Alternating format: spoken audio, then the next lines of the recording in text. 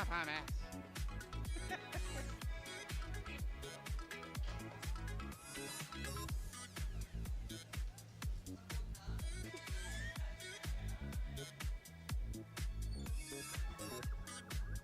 Comme ça?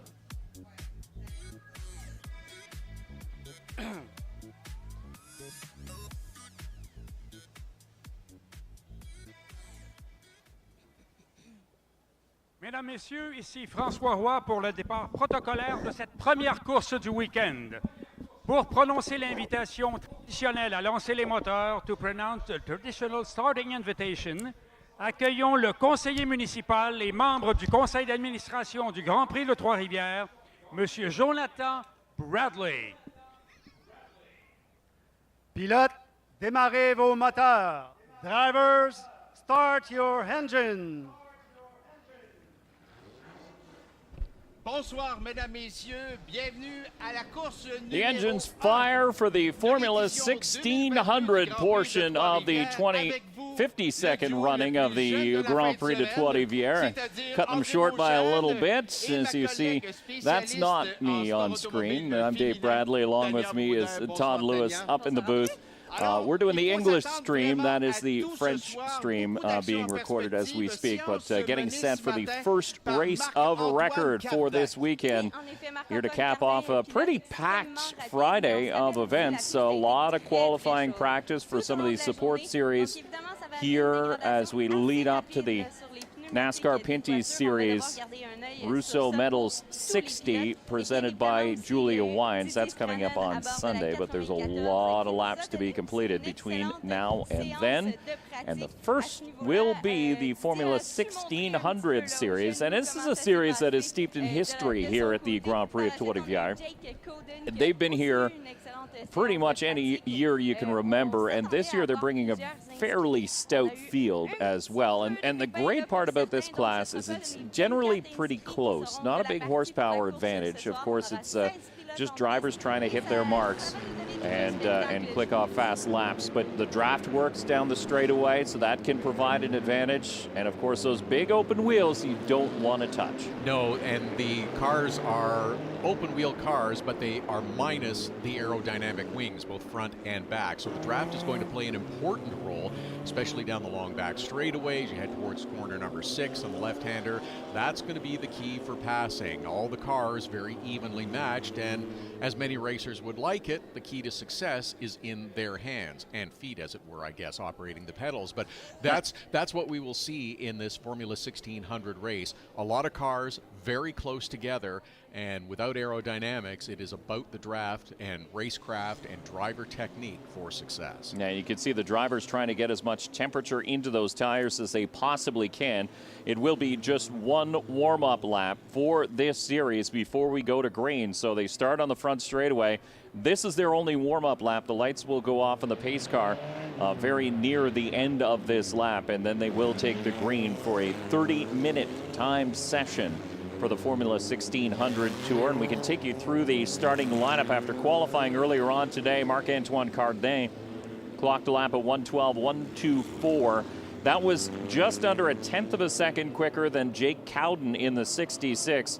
Connor Klubine in the 6th qualified third. Then it's Didier Schreinen in the 94. Sam Baker in the 51. Callum Baxter in the 65. He'll roll off in the 6th place. Then it's Jacob Moreau in 7th. Connor Wagland in the 123 in 8th spot. Michel Bonnet drives the 64. He'll start 9th. Then Martin Brousseau in the 83 will start 10th. Duncan Murdoch, Henderson Knox, Mario Dufour, Martin Jansen, Micah Chamberlain, Charles Courtois, and Mike Franza will round out the starting field here today. As you can see the field lining up 2 by 2. It is a rolling start for these open wheel Formula type race cars powered mostly by Honda engines. There is a few Ford based engines in this group, but Honda pretty much dominates as far as the engine combination goes. But the revs come up here on the front straightaway, and the green flag waves. We're underway for the 52nd running of the Grand Prix de Trois-Rivières. Watching corner number 1, and that battle for the lead is waging, and also looking at the back of the field, it looks like everyone has moved through the first corner smoothly. Now we're going to head down to the left-hander through the arch for the first time. You saw a lot of dust on the racetrack, though, and now one of the drivers locks up the tires, manages to avoid anybody else to make it through turn number 3. One of the tightest turns here on this track. It's not an overly technical track. There's only 11 turns. Some of them are kinks labeled as turns, especially the ones down the back straightaway. So it's not a difficult track, but there are certain areas that can bite you. Jake Cowden has jumped ahead of Marc-Antoine Cardin, but that fight is not over. Those two are still battling it out for the lead, and Cardin retakes the top spot. Great move under braking for the 10 of Marc-Antoine Cardin. And look at the field behind them. 3 and 4 cars deep. Didier Schreinen in the 94 is now up into the 3rd spot. He is a driver that wants to win here so badly. That's the 65 of Callum Baxter that we just got to look through, and first lap completed, and it looks like Marc-Antoine Cardin has tried to stretch out that lead just a little bit. Now looking up the inside, Didier Schreinen in the 94 has made a nice move and is looking to improve even further. See Connor Klubine in the 6, just in behind, won his first A-Class race at Canadian Tire Motorsport Park in July, so he is climbing the ladder here in these Formula 1600 cars. The 2nd place driver, Jake Cowden, 2nd in points in the Ontario Series, but nobody has anything for the driver, the 10. Here comes Schreinen in the 94, down to the inside.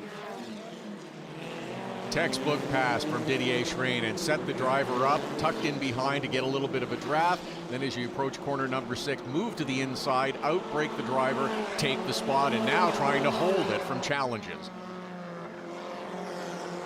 So that battling is exactly what the driver of the 10 will want to see in those tiny rear view mirrors you can see alongside the driver cockpit. They do have the ability to look backwards. It's not a huge ability. You can pretty much look and pay attention to colors, and that's about it. Cardin now with a margin at the front of the field, leading by just about a second over the rest of the field. 1.4 seconds, as a matter of fact, as they cross the stripe that time. Those next 4 competitors, nose to tail, Didier Schreinen, Jake Cowden, Connor Klubine, and Callum Baxter, all in a line, all looking for an opportunity to move forward. And Dave, you mentioned a 30-minute race. This is the initial dice from the start. Starts and restarts, obviously the best opportunity to gain positions. Now you're going to have to manage your equipment the rest of the way through. You may want to sit in line for a lap or 2 and then look for the opportunity where your car is a little bit quicker than the guy ahead of you. Now you see there, it's Jacob Moreau in the 27, dives underneath the 51 of Sam Baker. Baker has a father in motorsports as well, running in the Sports Car Championship Canada, who will be running a little bit later on this evening, as a matter of fact, to cap the day's activities here at the Grand Prix de Trois-Rivières. Dean Baker drives an Audi in the TCR class. Sam currently running in 7th position after Moreau gets by. But you see these cars, they all look very similar as far as the paint job goes. They're all Britain West Motorsports, and that team is a pretty dominant team as far as Formula 1600 goes in Ontario especially.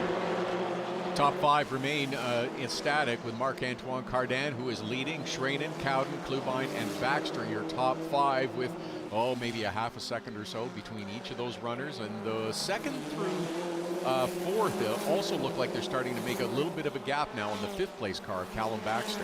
Everybody's starting to lower their lap times. As a matter of fact, Marc-Antoine Cardin just set his quickest lap of the race, 12.6 compared to Didier Schreinen, who also just set his quickest lap of the race at 12.7. So about a 10th difference. That means a 10th bigger lead for the driver of the 10, Jake Cowden, Connor Klubine, and Callum Baxter. Round out your top 5, but that is how close it is there from 2nd back to 4th.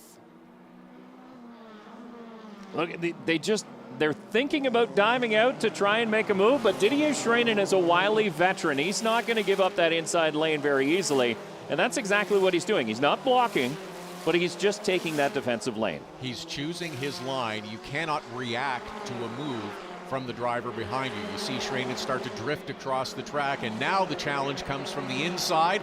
Not going to get that done as Jake Cowden this time around. Oh, Cowden had to lock up hard. The green roll hoop, the number 66 Britain West Motorsports entry in through turn number 3. Is this going to work side by side? No, it doesn't have to. Didier Schranen backed off. How will this affect his run down that back straightaway, though? That's the other issue with this is if you miss one corner, it takes you a little time to get back in line. And you already see that Schranen is looking to retake that position.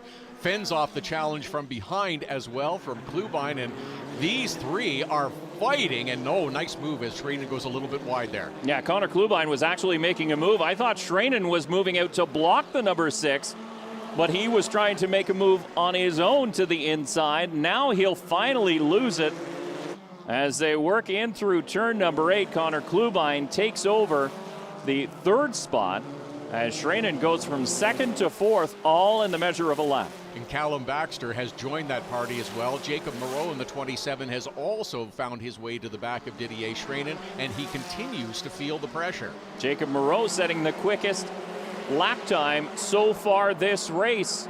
Just 1 lap ago, and that was just eclipsed by the 10 of Marc-Antoine Cardin at 12:04, so the times are falling as the drivers get racy. One driver who appears to be out of it is the 20, that's Mike Franza. He did not take a lap in qualifying, and now he finds himself slowing on pit lane, so it could be a continuation of issues for the day for the driver of the 20. See if things have settled down now in this battle between 2nd, 3rd, 4th, 5th. Here's a replay of what may have happened. Yes, that's it's the 20 going around of Mike Franza, who definitely had some trouble there. No, he didn't hit anything, though, so he continued to go slow after that spin, so possibly something broke to cause it in the first place. Driver from Toronto, Ontario, making the long trip to Trois-Rivières, Quebec to participate here in the Grand Prix de Trois-Rivières, and what a dice we have. Towards the front of the field, Marc-Antoine Cardin has really been checking out at the front. There you can see your race leader as he clicks off yet another lap, and another quick one at that. 12:43. Jake Cowden, Connor Klubine, they're all into the 12-second range as well. As a matter of fact, Connor Klubine a 12:464, so the driver in the 6 is starting to make a move. He's got the red roll hoop on that Britain West Motorsports entry. What's the first rule between teammates when you're racing? Don't take your teammate out, and that may have been reminded to both Jake Cowden and Connor Klubine right now as they battle nose to tail in 2nd and 3rd position. And this, as we mentioned, the time where you may start to look for the opportunity. Tick some laps off, see where you have an opening as one of your opponents might have a bit of a weakness at one of the corners. Jacob Moreau, though, is the driver on the move for sure. He's up inside the top 5 now in the shadow of the 94 of Didier Schranen. As those two drivers draft their way into turn number 8, there goes Cowden leading Connor Klubine. Look at Moreau way out into that runoff area in turn number 8, trying to keep up some momentum. He kept at least 2 wheels off the green, so that doesn't equate a track limit issue. Going a little wide, though, may have brought a challenge from Callum Baxter, though. He's starting to put a little extra pressure now on Jacob Moreau. I tell you, the gap is now up to 4 seconds from your leader to this battle for 2nd place between Jake Cowden and Connor Klubine. Pair of teammates. Klubine has been all over the back of Cowden. Cowden did go a little bit quicker that last time through. And the 6 of Connor Klubine looking now, as you saw, the 66 light up that left front tire just a little bit as they headed towards corner number 3. Here comes Moreau. And there comes Moreau again. Nice move around the 94 Didier Schranen. And is he going to hang on to it? He's going to hit, and it's broken. The right front corner broken as he got in too deep. Locked up the tire and sailed it into the tire wall in turn number 6. He had a huge head of steam. And he tried to look at that, hands on his head, shows the disappointment for Jacob Moreau. That's when the driver is very alone in the cockpit of that car, knowing he got too aggressive, too early, had success making a couple of passes. Let's have a look at it again. You see those tires are locked up, and he is trying to slow down that 27 car. just cannot get it done before clipping the tires. Yeah, he probably could have taken the runoff road in that area, but yeah, that was a pretty significant hit. There was no way that right front corner was going to hold up to that one. He just got in way too deep. Once he caught the asphalt, a full course caution has been called for the stop number 27. Well, once he caught the concrete in the inside of turn number 6, the tires really don't stick as well on the concrete as they do on the asphalt. When you're locked up, when you're carrying that much speed, pretty much along for the ride. Oh, there's another big one. Franza. That's the 20 car once again. That is a big hit. And I don't know where that is, but that you can see all the back cowling is off on the. Franza went for a loop earlier on, didn't hit anything, but now appears as though has hit a lot. You can see the driver moving around, catching his breath. Mike Franza from Toronto, driver of the 20. And this is what, as we're under a full course caution, have another look at the 20. That is an interesting place to hit. It's not a place you normally, and the whole car breaks in two. The back end of that car broke completely off as the rear wheel caught the retaining wall after Franza went in. So a full safety car, full course caution for a couple of incidents. We had the 27 of Moreau in the wall. He caught the tire wall with, yeah, there's damage, but he sort of bent in the right front corner. Now this one, it's a car broken in two. That is, as mentioned, that's a significant hit. And seeing the damage, I'm surprised that the car snapped in half the way it did. Happy to see the driver climbing out, but I'm not sure that Jacob Moreau wants to climb out of that car just yet. Still feeling the frustration from that mistake he made, trying to dive up a little too much into the inside a little too quickly on Didier Schreinen. This is going to be a lengthy cleanup because of this car. Not so much the first one, Moreau, as you talked about. He's still sitting inside that car waiting for the safety team to come to him rather than jumping out and putting himself in danger on the racetrack. He's waiting for the safety crew to pull up, and that's when he'll likely unbuckle and hop out of the car. But we do continue under a full course caution. You see Mike Franza is out assessing the damage and disappointed for sure, but it looks like he is okay.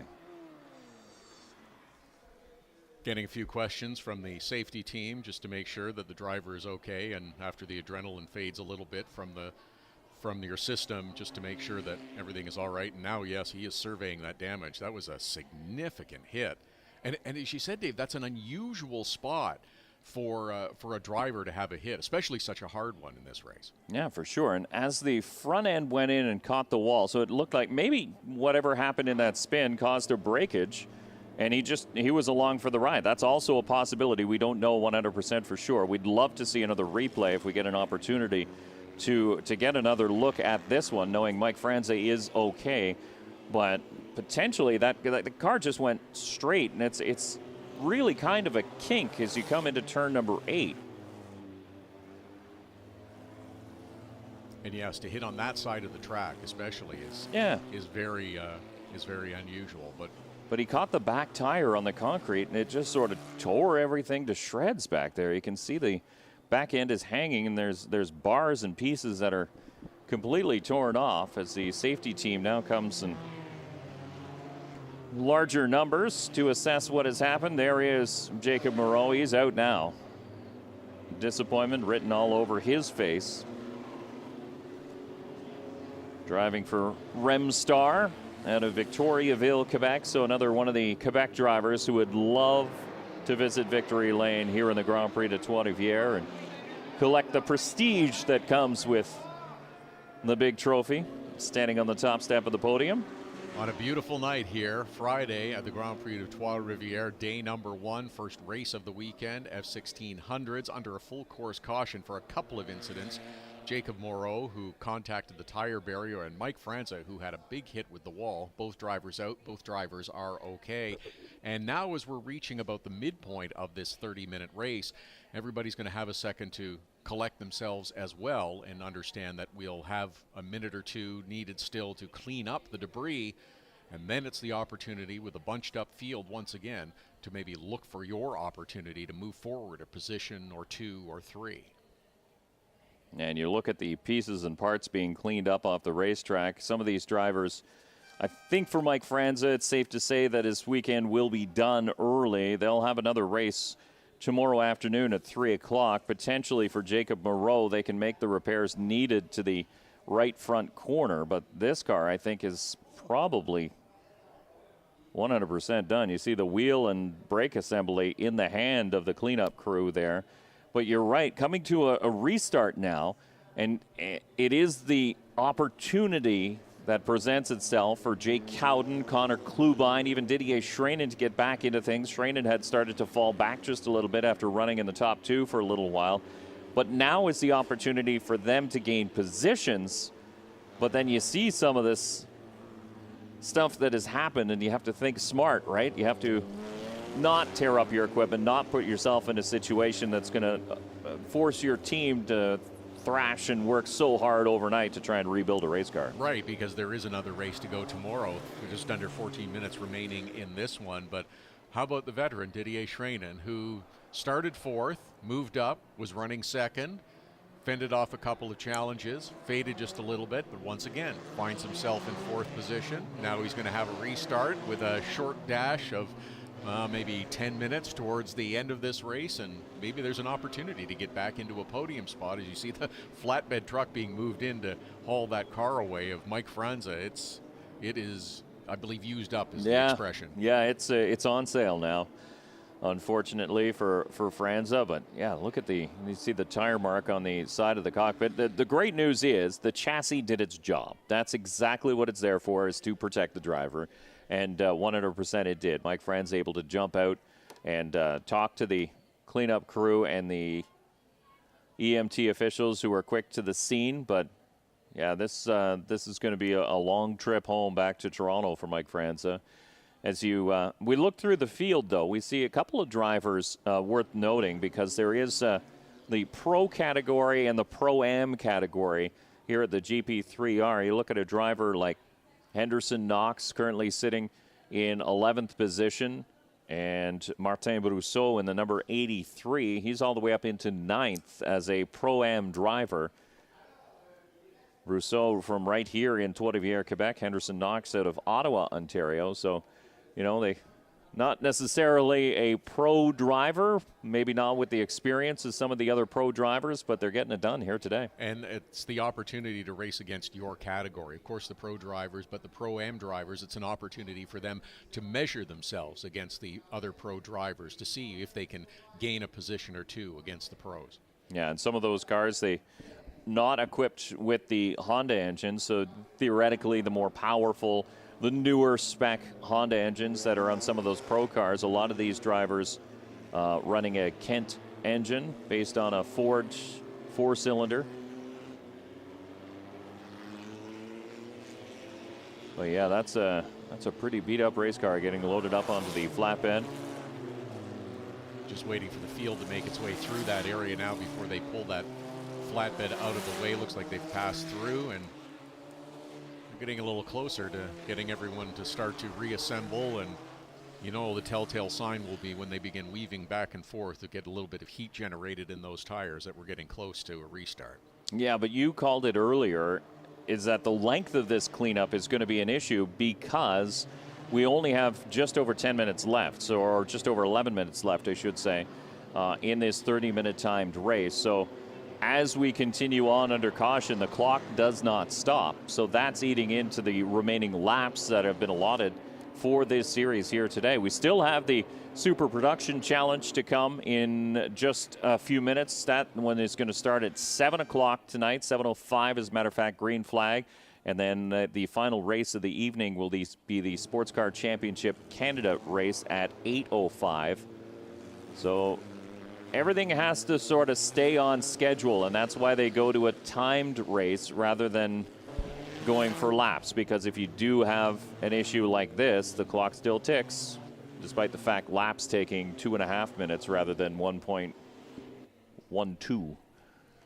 Working lap 13 right now, still behind the pace car with the lights remain flashing. Probably another minute or two to get cleaned up. And now everybody starts to weave back and forth just a little bit on the back stretch to try to maintain a little bit of temperature in the tires.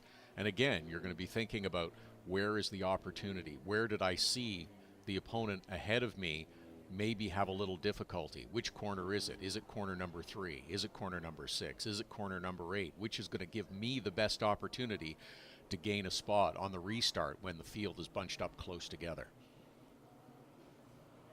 I'm just checking to see if we're at the 1 to go point, if we will double up before we get onto the front straightaway and go back to green this time around, or if there will be one more lap under caution. You see, cleanup has been completed in turn number 6. That was the easy one. That was the number 27 car of Jacob Moreau that needed a lift off the track.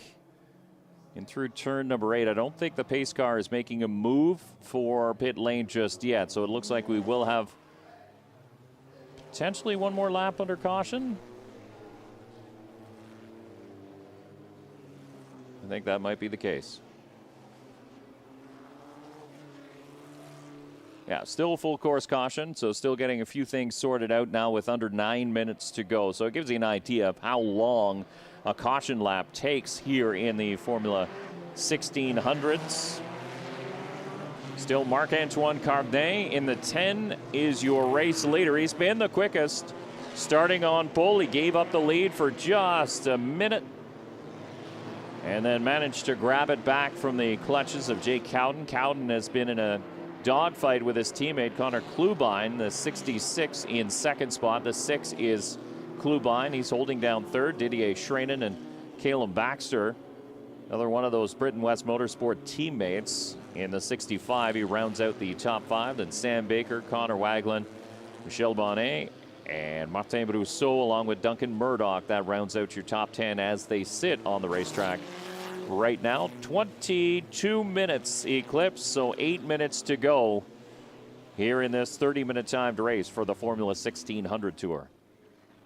Working lap 14, we still see the pace car with lights on ahead of the field as they're making their way down through the backstretch now and headed to that left-hander at corner number 6. Wait and see if they can get those lights out and whether or not they'll be able to get green by the time they make it back around to the start-finish line. And yes, the pace car lights have gone out. We should get a green flag this time by. So that's an indication to the cars that we will be going green, so try and scrub as much heat in your tires while you still have the opportunity, because by the time you get to turn number 1, it's going to be game on this time around, and it'll be about 7 minutes left in this race when we do go back to racing here on the streets of Three Rivers in the Grand Prix de Trois-Rivières. As the pace car finds pit lane after a major incident and a lengthy caution, we're going to have a dash to the finish, a 7-minute dash to the finish.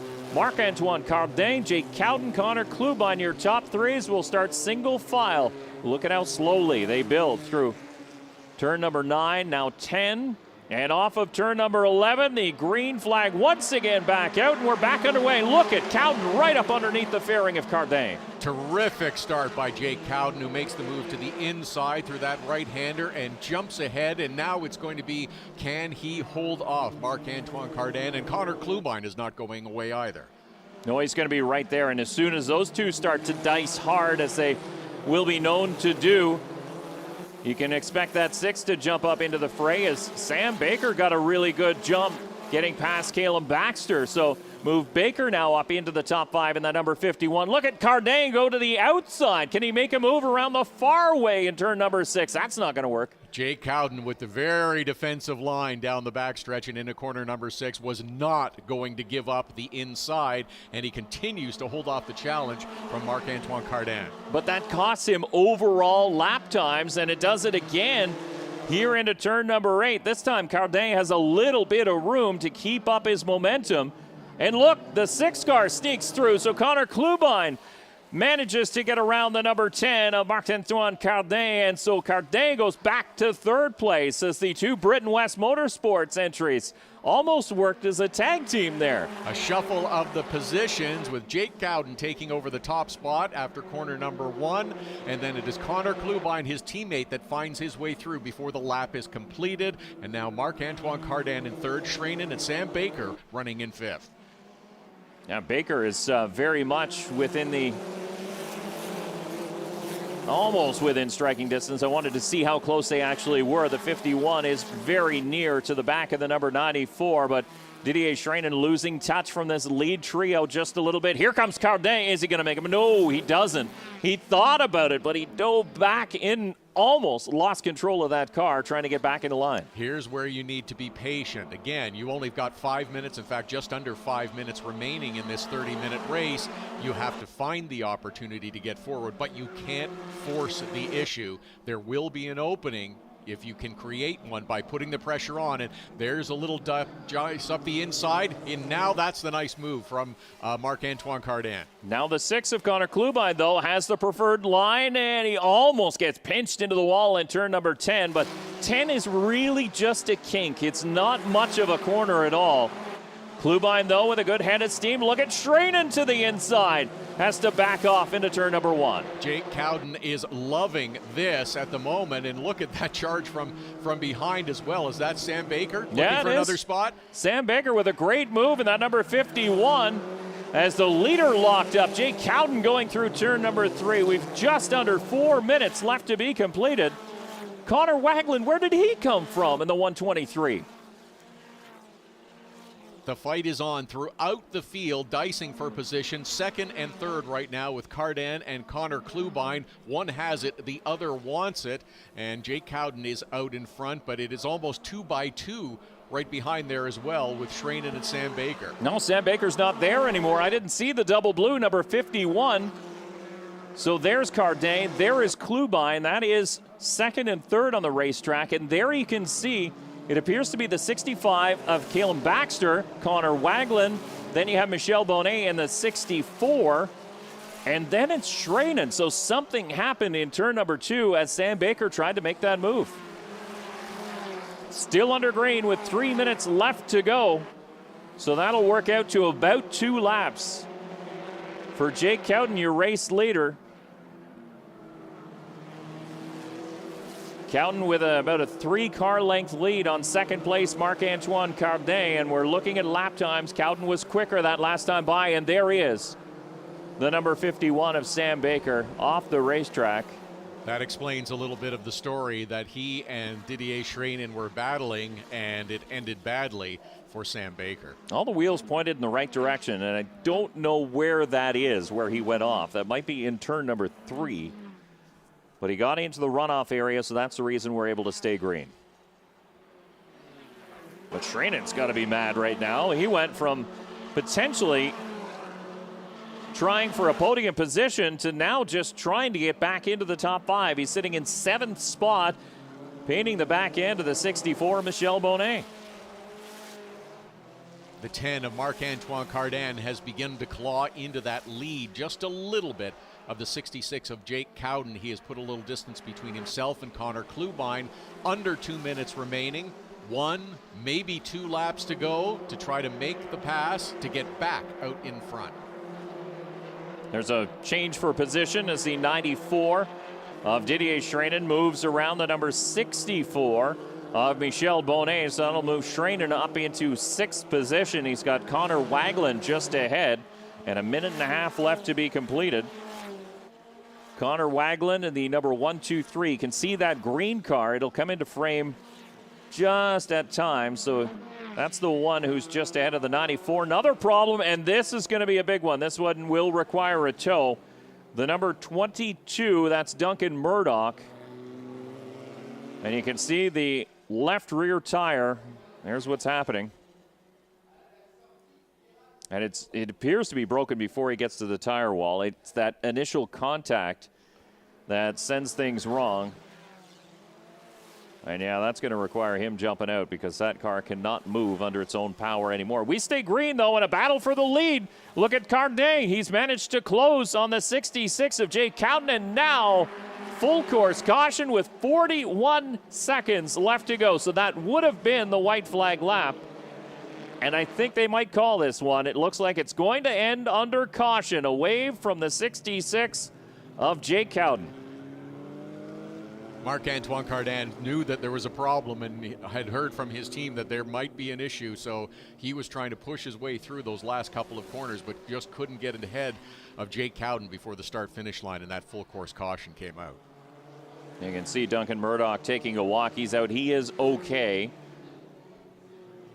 And I think he was battling with the 83 of Martin Brousseau at the time of that incident, so Jake Cowden waved, but he might have been just waving that there was a caution ahead, that there was an incident on the track ahead. That is a sort of an old go-karter trick, as a matter of fact. When you see something on the track and you're motioning that you might be slowing down, well, you wave to the car behind you so they don't run into you.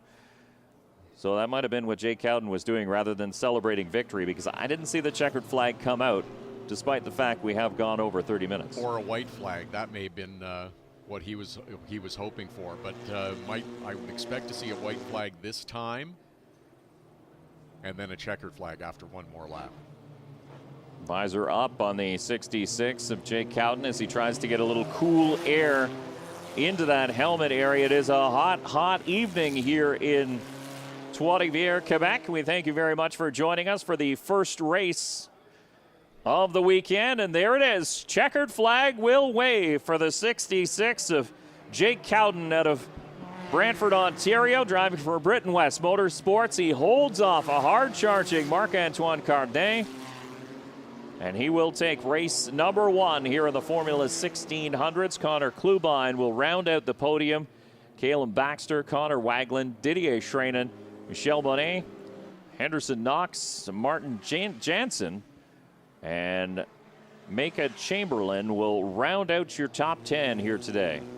Couple pretty beat-up race cars going on, A couple of really good fights in this F1600 race for the lead throughout the field, which is what's most enjoyable. But these evenly matched cars is in the hands of the drivers, and they duke it out, and it was terrific battles to see, both at the front of the field and throughout the rest of the field. And here's your top 10 once again. Yeah, if you're Marc-Antoine Cardin, you have to be disappointed with the end result of that one. He made just probably one major mistake in that entire race, and it ended up costing him. He dropped all the way back to third, managed to get past the 6 once again, but by that time, laps had ticked off. The 66 had built up the lead, so it is a when you're in these evenly matched cars and in this evenly matched series, one small error can really cost you an entire race. And we saw that a few times with Didier Schreinen as well early on in the race, who had climbed up as high as second and then began to fade back a little bit into fourth and fifth before having his issues in the late going as well. So race 1 in the books for the Formula 1600s. Up next will be the Super Production Challenge Series, and you don't want to miss this. They generally have standing starts. They're a sports car series based mostly in Ontario, starting to travel through Quebec, I should say, starting to travel into Ontario, racing at Canadian Tire Motorsport Park. But we had a lot of highlights in this one. Some lowlights too, but some of the great racing that we saw here in race number 1. Cardin led from the drop of the green, but then the 66 came back. Jake Cowden took the spot, then Marc Cardin came back and took over top spot once again, and the battle continued for a little while from second, third, and fourth, and in the top 5. Yeah, this little battle. So while Cardin was stretching his lead at the front of the field in the early going, this is the one that we were watching. Not this one, because that was a huge problem for the 27 of Jacob Moreau, and unfortunately ended in the tire wall as he tried to dive underneath. And at the same time, this crash that just completely mangled the 20 of Mike Franza. Gave us an extended caution period in the middle of the race, and then on the restart, Marc-Antoine Cardin was out in front, but it was the 66 of Jake Cowden who took over the top spot, and the challenge continued as well from Connor Klubine. Solid move, and then that was the mistake that the 10 made. He ran a little bit wide at turn number 8. It allowed the 6 of Klubine to get back. He did finally pass him a couple laps later, and then this incident right at the end pulled out another caution, and that eventually ended this race under the yellow flag with Jake Cowden, your winner, Marc-Antoine Cardin coming home in second, and Connor Klubine rounding out the podium. Second time the fist went in the air was for the celebration, I think. That one was definitely celebratory for sure from from Jake Cowden, I should say, out of the Britain West Motorsport team. But the cleanup now starts as a couple cars still stricken out on the track. One of them, the 22 of Duncan Murdoch. Martin Brousseau was the other driver you saw stepping out of his car during that highlight pack in the 83. So the contact that he made with the 22 also affected his number 83 entry. So he would be the first driver who failed to finish. But these drivers now have made their way back to pit lane and will take the trip down to the podium area to get their trophies. Carlos, thank you.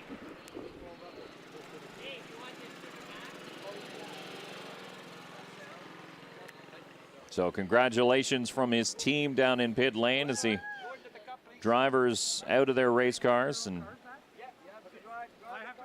now they're going to get a golf cart to head down. The trophy presentation happening down towards turn number 1. That's where we have the podiums set up. Gives the fans an opportunity to interact with some of the winners as well, rather than sort of hiding them off in the paddock area. It's a great opportunity to cheer them on as they duked so hard out on the racetrack. So an opportunity for the fans to give them a round of applause. That's the great thing about admission here to the grounds at Trois-Rivières as well. If you have a ticket, then the paddocks are open as well. You can wander through, see all of the different series, whether it be the sports cars, the F1600, the NASCAR Pinty series, of course, as well. All open, and drivers, teams accessible. You get a good up-close look at everything that's going on. Yeah, and an up-close look at the people who are here today. I mean, Jacques Villeneuve is racing in the Pinty series, so he's going to be wandering around the paddock as well. You never know who you're going to run into. So if you have the opportunity, if you're close enough to come join us here at the Grand Prix de Trois-Rivières, we do recommend you do it. As we mentioned, still 2 days of racing left to go, and we still have 2 races here tonight as well. And great weather to do it here today. So as the trophy presentations happen here for the Formula 1600 Tour, we'll take a quick break. We'll be back at 7:05 for the start of the Super Production Challenge here at the Grand Prix of Trois-Rivières.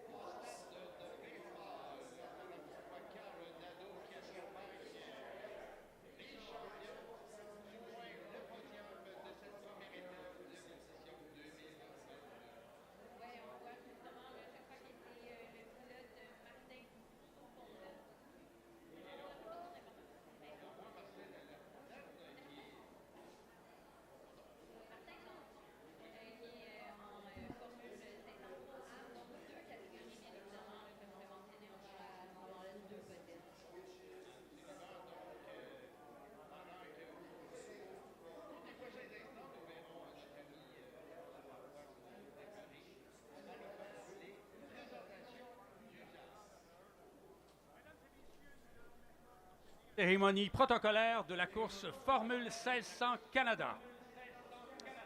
Pour honorer les 3 pilotes de la classe Pro, j'invite le président de la série, Marcel Lafontaine.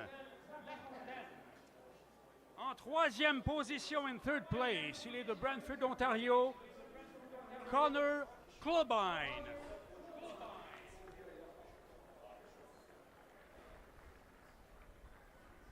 En En deuxième position, il est de Sorel, Marc-Antoine Cardin.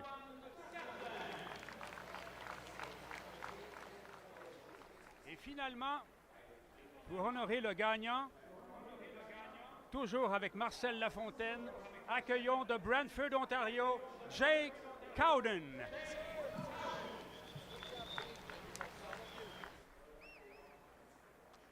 Ceci complète la cérémonie protocolaire de la course Formule 1600 Canada.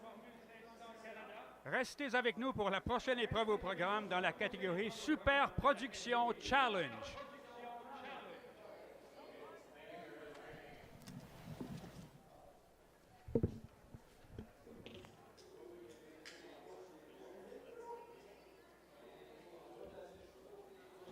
Micro, ça va aller.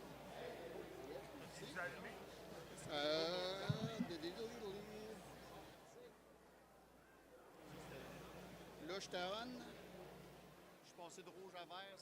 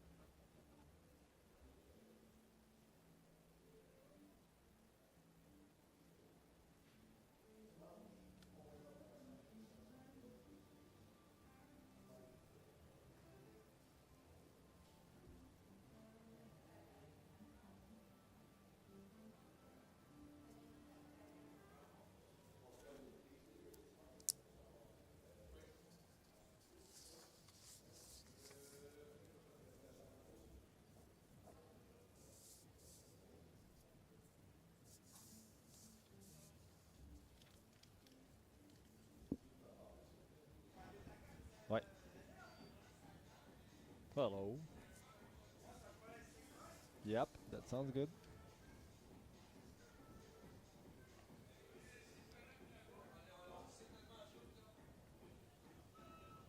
Tu fais ça ce soir, Martin? Ben.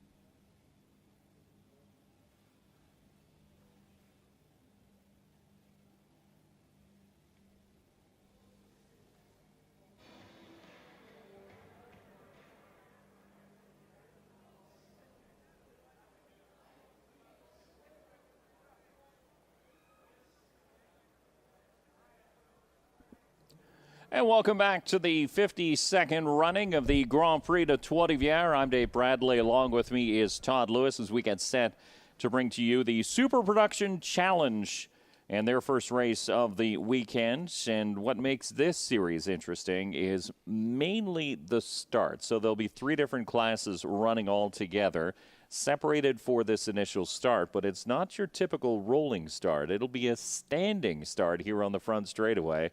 And that's going to make a hair-raising moment going into turn number 1 for the first time. Dave, we talk about the opportunity to gain on starts and restarts, and it is even further amplified with a standing start. You get a better start than your opponent, and it's an opportunity for you to make gains. Let's head down to track level. Mesdames et messieurs, pour prononcer l'invitation traditionnelle à lancer les moteurs, accueillons un responsable marketing chez au réseau Fix, Monsieur Adam Saint-Amand. Pilote, démarrez vos moteurs. Driver, start your engine.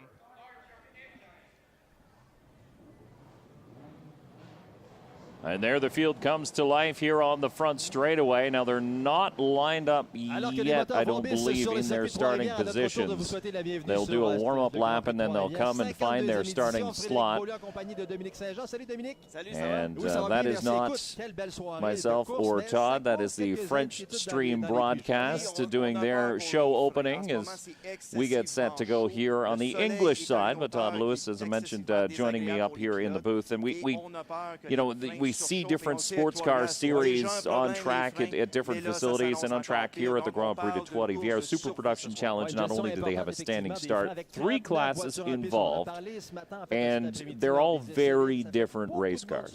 And when you have 3 different classes on track, like in any sports car series, you're going to have intermingling of the classes as the 30-minute race runs along. That becomes part of the challenge, that becomes part of your duty to navigate the other classes and the other traffic. Perhaps you're in the Super Production Challenge when you've got 500 horsepower, then you have to navigate through the production and the compact categories with lower horsepower. Yeah, and you look at some of the different makes and models that are represented in this class, or in this series, I should say.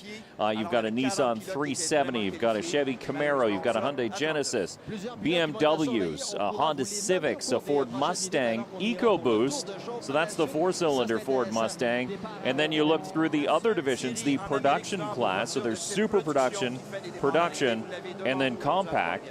So the super production are the marks that I mentioned earlier, and then in the production class you have Subaru BRZs, Toyota GR6, Honda Civics, Mini Coopers, and then in the compact class, they're the typical compact cars that you would see, the Honda Fits, Toyota Echo Cup, the Nissan Micra Cup cars that we've seen out here on the track at times already today. But yeah, there's just a vast array of different cars. There's a brand new Acura TLX making a debut in the production class here today. So all these cars have to remain stock appearing. So you can't put any huge fenders on it. You can't add any major front fairing differences or anything like that. They have to remain like they looked when they drove off the lot, essentially. The big tail wing is one exception, and there's a small splitter being allowed this year as well. Yes, and that makes a difference, too, in terms of the recognition of the cars. It looks a lot more like the car that you may have or the car that you may see out on the streets. It's like, oh, that does look like a Lexus. That does look like an Acura. It's much more recognizable without all of the sophisticated aerodynamics around the front. They make an enormous difference, and that's why other series use them. Yeah, for sure. Like a big splitter on these race cars will add a lot of front-end downforce. Now, the Super Production Series has allowed some changes, like a little bit of a splitter, but it is really regulated.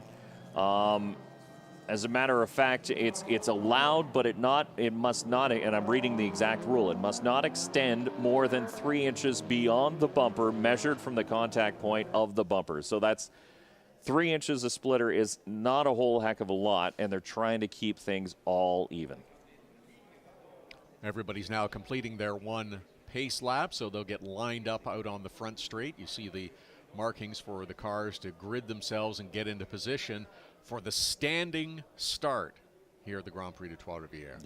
And where do you want to be? Dirtiness on the track could play a role in how you're going to hook up, and also, are you driving a front-wheel drive car? Because it's not going to go as much as you want it to on a standing start. But Eric Hogenschertz is going to lead things off. Olivier Bedard in the Nissan. Then it's Jimmy Briere in the Hyundai. Marc Heroux in the Chevy Camaro.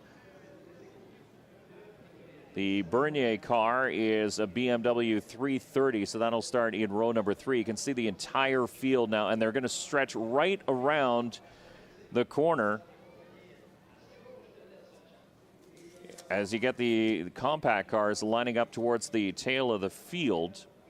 Gabriel Lacombe, Marc-André Bourdage, then it's Samuel Leclerc, Alex Habrich, Sylvain Laporte, Michael Habrich, Sean Bernier, Nelson Chan, Yannick Lupien, then Carlo Tessier, Mario Charette, Joel Watts.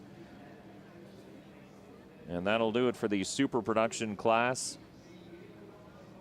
And then you get into the production class. That's where you find Samuel Leclerc in the Acura TLX. and Chan and Owen Clark, along with Kai Dial. The Subaru BRZ, as we are green on this standing start. Some drivers getting away a lot cleaner than others. You see that Chevy Camaro not getting the jump that the others did. Mark Aru falling back several spots. Oh, and look at that, 3, 4, 5 wide coming through corner number 1. Oh, everyone tiptoeing just a little bit, yellow flag waving in that corner. There's an incident ahead. Problems on that Ford EcoBoost. It just did not get going as the drivers come into that yellow flag area. They were still racing for position, and we're still green. So clean enough to stay green at this point, but some of the drivers, I saw one car take a huge hop. Yeah, it's a big hit right there for one of the Haverich cars. Everybody looks like they're finding their way through, but they are losing an awful lot of track position up front to the leaders who have found their way through. And yes, there you see the trouble with some of the bodywork that's fallen off after a little bit of contact. That was your pole sitter, Hoggenschurz. But there is the, yeah, you can see the wheel is already hopping. I saw that part and I was like, what did he hit? But he had hit something well before. And it is it's one of the Haverich cars. I think it's Alex Haverich. And yeah, it's in the 75. And the right front corner is completely torn off that Nissan 370. So yeah, it is going to be a full course caution. Safety car is out. A 30-minute timed race for the Super Production Challenge division. And we don't even have one fully completed lap in the books just yet. And a lot of changing of positions and shuffling on that first opening lap as well. This is the difficulty with the standing starts, is trying to navigate your way through. We saw a number of cars that got a really good jump from the start and others that didn't, including your pole sitter. That number 75 car also had problems with Alex Haverich, who is going to get towed back to pit lane. Yeah, what happened to the 11 car, though? We saw him come through at the last minute there when the caution was out. So Hoggenschurz had damage to the back end. The rear bumper cover was flailing. Was that possibly the incident that we saw the yellow flag waving as we approached corner number 2, that something had occurred before he got to corner number 3 and finally made his way through? Well, it would sort of put 2 and 2 together, because if it was the 75 of Haverich that got into the back of the 11th, which is quite possible. I mean, Haverich started way down in 12th spot, so he'd have to gain a lot of ground to go into the... So have another look. Now watch that yellow BMW on the left front corner of your screen. So here's the start.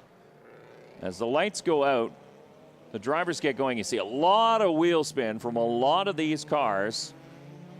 There's Bedard in the white Nissan to the outside as the rest of the field comes through. So we're clean at this point, clean-ish. You're watching the field as they make their way through towards corner number 1. That's the compacts category that didn't make their way through, or were making their way through corner number 1. The trouble occurred further ahead. Yeah, so that's debris on the track left over from an incident theoretically off the start, but we didn't see it happen, at least not in that replay. But the 75 of Haverich stopped. Now the tow truck, it's going to take a full flatbed to get him off the racetrack. And you can see that plastic needs cleaning up. That one of the cleanup trucks actually drove over it and splintered it to about 1 million pieces. And now everyone else is going to have to tiptoe around that until they can pick up and sweep up all of those little bits that were scattered around the front straightaway there at the start of this race. Lap 1, an incident, and lap 2 just being completed now. It is Olivier Bedard who takes over the top spot. Jimmy Briere, Gabriel Lacombe, Sean Bernier, and Marc Ayrault are the top 5. Now there you can see towards the back of this field, and the bodywork's still hanging off. There you can see it's sort of poking out. That is the number 11. So that's Eric Hoggenschurz. And he's your points leader coming into this race. So, I mean, you sat on the pole, you're leading the points. Things are looking pretty good until all of a sudden something happened out of camera range. And there you can see the back bumper is completely caved in. It looks like he made contact. Yeah, big contact, because the rear taillight is also broken and the back end is bent up. So that happened in turn number 2. when we were going through on lap number 1. So the camera stayed with the field here on the front straightaway to make sure everybody got through cleanly. Did Hagenschurz get wide in corner number 2, the contact on the right-hand side, as we've seen drivers get pushed up. Then we had the waving yellow flag for the awareness for the rest of the field to be aware that that may have been the problem, that he got wide in corner number 2. Yeah, that might make sense because it just a touch of the tire wall, and that's what caused him to drop way back in the field, because it didn't make sense with the 75. His contact wouldn't have been on the same side as it's different incident. Right side to right side. I mean, unless they're both facing or spun around, and then it's a bigger problem than just a couple cars that are slightly damaged. But you can see the cleanup now on the front straightaways to get all those plastic bits, because stock appearing means a lot of the stock pieces are still under the hood. You've got the wheel arches still under there, and a lot of the rear enforcement for the bumper, the reinforcing for the bumpers, all still in there too. Field coming through one more time. Safety workers directing them over to the driver's right side of the track as they continue that cleanup to pick up all those little bits to not cause any further problems and hopefully get back to racing, as just over 6 minutes have elapsed in this 30-minute timed event in the Super Production Challenge. Time keeps ticking. As we've said this in the past, previous races earlier on this evening, though, doesn't matter that we're under caution. The clock still runs to keep us on schedule here, because we do have one more event coming up later tonight. Starting at 8:05 will be the Sports Car Championship Canada, and they'll likely finish in the nighttime, so the sun will be going down probably around 8:30ish or so, and so you'll see an end to that race in the night, and that'll be interesting to watch, as this is a tight track, and no doubt those drivers will feel like they're overrunning their headlights a lot of the time. So there you can see the field. But what's interesting too, and what I noticed off that replay when you saw the initial start, is the sand and the dirt and the dust on the track. I mean, the track hadn't been quiet for that long. We just had about an hour break for the corner marshals to get a bite to eat and get some refreshment. And you can see all the dust that accumulated on the track, off the racing line and on it. And so that made it very difficult for some of these drivers to hook up and get their tires to stick on that standing start.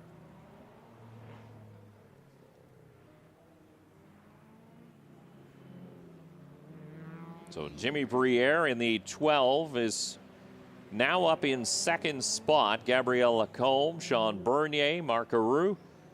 Remember, Marc Aru had a great starting spot, but an awful start in that Chevy Camaro, the predominantly blue and white Chevy Camaro, just in behind that gray BMW.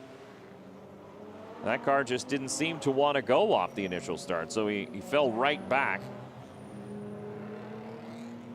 But because of the issues in front of him, managed to gain up a couple other positions. Another driver that had issues was Charles-André Bilodeau in the Ford Mustang EcoBoost. He had pulled off the pace in turn number 2 well before we had that issue. I believe he took it into the runoff area because he was quite a bit off the pace going through turn number 1.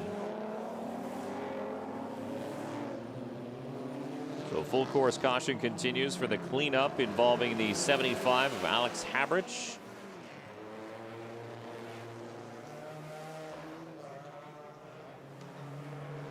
But it should be nearing completion very shortly, as Olivier Bedard in the number 1 continues out in front. Bedard coming into this one second in points behind Eric Hogenschurz. Just 1 point back of that number 11 car, so this stands to be a very, very good points day for the driver out of Terrebonne, Quebec, just outside Montreal. You can see a little bit of damage. There is probably that Chevy Spark. You can see the front bumper knocked off that Chevy Spark towards the back of the field. And that is Eric Coulombe, the rookie, in the number 83. So he has the front end damage, and that's what likely was that plastic that was all over the front straightaway. We finally got a good look at through the field and see who had the damage.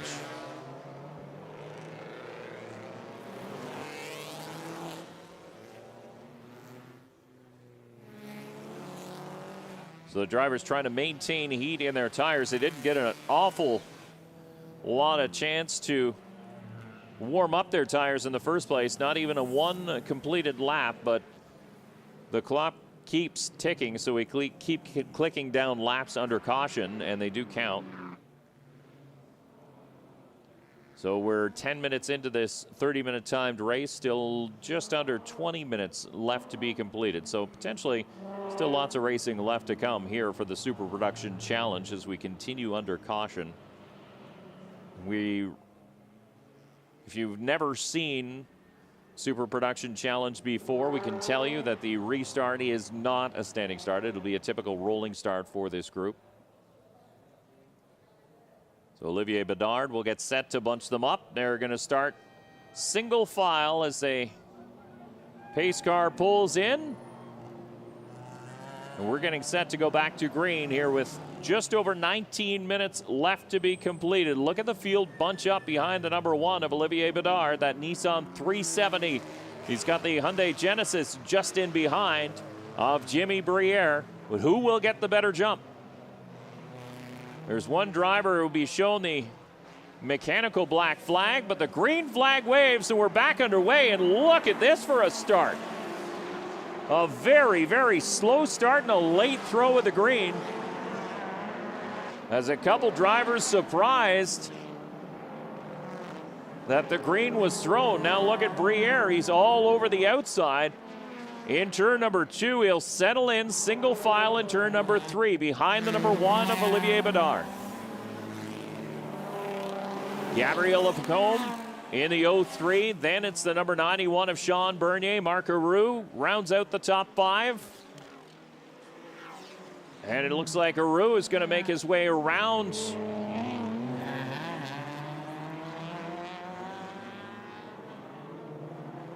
No, Aru still hangs on to 5th spot. The 6 of Marc-Andre Bourdage is holding down 6th place, but it's still single file at the front of the field. You have the 370, the Nissan 370 of Olivier Bedard, and the Hyundai Genesis of Jimmy Briere. Then look at that Honda, Gabriel Lacombe in 3rd spot. Change for 4th, though, coming. The 24 of Marc Aru will complete the pass. The Chevy Camaro moves up into the top 4. He'll slide the 91 of Sean Bernier back 1 spot. See them work through turn number 1. Some drivers taking a little bit different line. A big wiggle there from Marc Aru. And now Bourdage on the outside in the Lombardi Honda, the Civic. He'll have to tuck back into turn number 3. That would be a dicey corner in these types of vehicles to get through turn number 3 side by side. It's been done, but it's not been done very cleanly as Bernier tries to hold off a hard-charging number 6, Marc-Andre Bourdage. Bourdage inside, outside, now back to the inside, hard on the brakes. Will he lock it up? No, he doesn't. He's going to complete the pass in through turn number 6. What a textbook move as the 88 just in behind. That's Michael Habrich. Goes for a bit of a slide as we have debris down the back straightaway and significant quantities. Looks like a bumper cover down on the racetrack.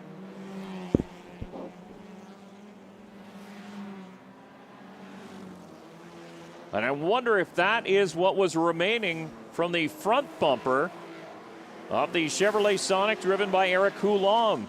Remember, we saw that car with damage earlier on after that initial start incident, so it's possible that what was left of the bumper just left and is now sitting on the racetrack, hopefully out of racing line. So the lead in the Super Production is right now the 1 of Olivier Bedard. Samuel Leclerc is in the 89. He leads the production class. There he is in the Acura TL. Ooh, and it was more than that. It was Chan in the Mini. He caught the wall big time down the back straightaway. Contact with another driver, and it tore off the rear bumper cover, but more importantly, damage to the front end of that front-wheel drive car. So Nelson Chan down the running order now. He crossed the line in 20th. I believe he stayed out, so he's going to try and muscle his way through for the last 15 minutes of this race.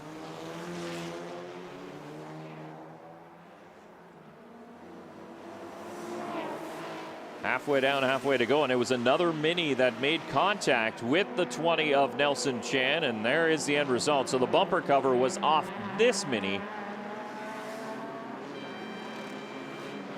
And you can see the driver unbuckling, getting out.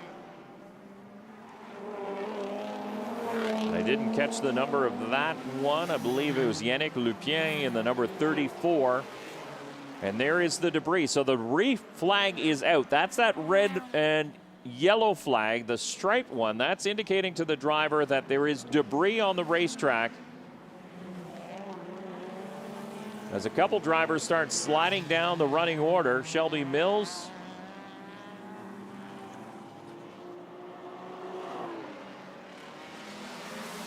Off the pace, another one too.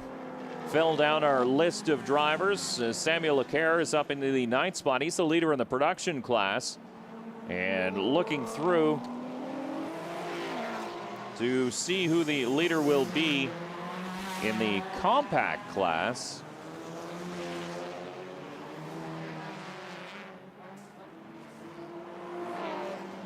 Believe that's going to be the 67 of Vincent Desautels, running down the running order a little bit. But look at this production class car, the 89, the Acura TL. So that is not a super production class car. That is a production class car. And he leads in that class, but he's putting all kinds of pressure, is Samuel Leclerc, on the 88 of Michael Habrich. Then you have Sean Bernier in the 91 just ahead of this group.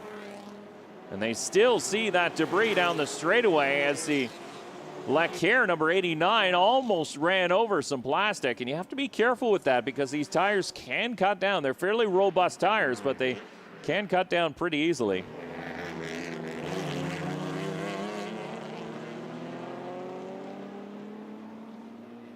So a pair of Nissans in this one. Charles Despatie is in the 71. Just in behind Leclerc, chasing Habrich in the 88, another Nissan, and they're all chasing the number 91 BMW 330 of Sean Bernier. Bernier drives out of Ottawa, Ontario for Metric Homes Racing. The BMW 323i. Habrich still has the inside going into turn number 1, but he's got Leclerc up on the outside, and Leclerc lights up the right front tire under braking and drags it in there. Look at Habrich now. Will he drive it in on the outside? He does, and almost closes the door. He left a little gap. There was a little racing room there, but not much. And Habrich, a masterful drive to hang on to that position after the 89 of Samuel Leclerc tried to make a move down the front straightaway. Look who's come to join the party. The 11 of Eric Hogenschurz is moving back up through the field. Remember, he sat on pole. He is your points leader coming into this event. He got some damage on the original start, I believe in turn number 2. Possibly he went off. We did not get a replay of what happened to that number 11. We just see the resulting damage, and we knew there was a caution in turn number 2. So we believe that he went a little bit wide and caught the tire wall in that BMW 330i, but Hogenschurz is driving as a man possessed, working his way back up through the field, and he'll find himself well inside the top 10 now. Look at the speed he carries off turn number 11. As Habrich and Leclerc still battle in front. Oh, big time crossways for Leclerc. Contact with the 88 of Habrich, and here comes Hogenschurz in on the outside. That's the place where he made the error in lap number 1. He does not make the same mistake. Looks like something might be rubbing on that Acura of Leclerc as he drops off the pace. Habrich is going to hit that plastic down the back straightaway. Yeah, Leclerc has had something gone amiss in the Acura. Hogenschurz to the inside in turn number 6. He's not quite there. Habrich is going to hang on to it. Have another look at this dicing on the front straightaway. There's Leclerc down the inside. He gets hard on the brakes and the back end steps out on him. That's where he makes contact with the 88 of Habrich, and it looks like he either broke or dented that left front wheel. He's now off the pace.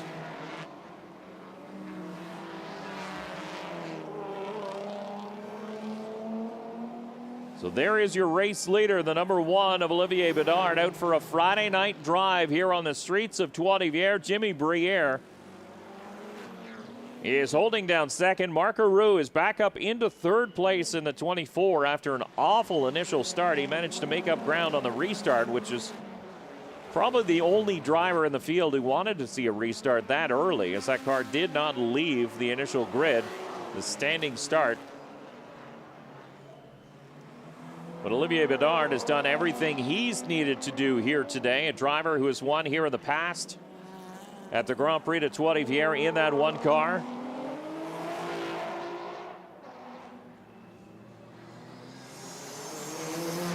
He's raced in other disciplines as well, and he's a veteran here on the streets of Trois-Rivières. Just under 9 minutes to go now here in the Super Production Challenge. So there is your leaders in the Super Production class. Olivier Bedard, Jimmy Briere. You can see the gap between those two drivers. Marc Aroux has now come through to complete his lap. Marc-André Bourdage in the 6. He is holding down 4th. And then it's Jean Bernier still in 5th. He's got Eric Hogenschurz in 6th now, who's giving chase in the 11th. But will he run out of time? That is the big question. Hogenschurz could really use a caution now as far as points are concerned. He comes into this one just 1 point up on Olivier Bedard. So this will definitely shake things up heading into tomorrow's race. There is your 4th place runner as the two different classes start to mix. You get into some of the slower classes of the other cars. So the next race for the Super Production Challenge will be tomorrow afternoon at 5:10. That's when race number 2 will hit the track, and then they will have a 3rd race on Sunday morning at 10:35. So 3 races for this division of race cars. 3 classes, and there you can see Leclerc is down pit lane as they're putting a new left front tire on. Get all the bolts torqued up. Now he's having a little bit of trouble refiring that brand new Acura TL after contact in turn number 1 with the 88 of Michael Habrich. Broke that alloy wheel and ended a very, very good run for what was the leader in the production class.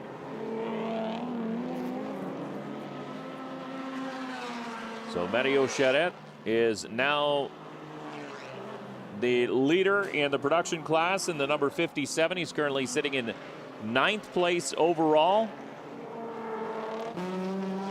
Nathan Block has moved up nicely as well. He started 19th. He's up to 11 in the 05. So a couple other drivers we're watching as the leader starts working through the lap traffic. So again, these are all production-based cars, whether it be Super Production, Production, or the compact class. We're talking to the founder of this series, which it was organized about 10 years ago, a little over 10 years ago, in 2011, so 11 years ago.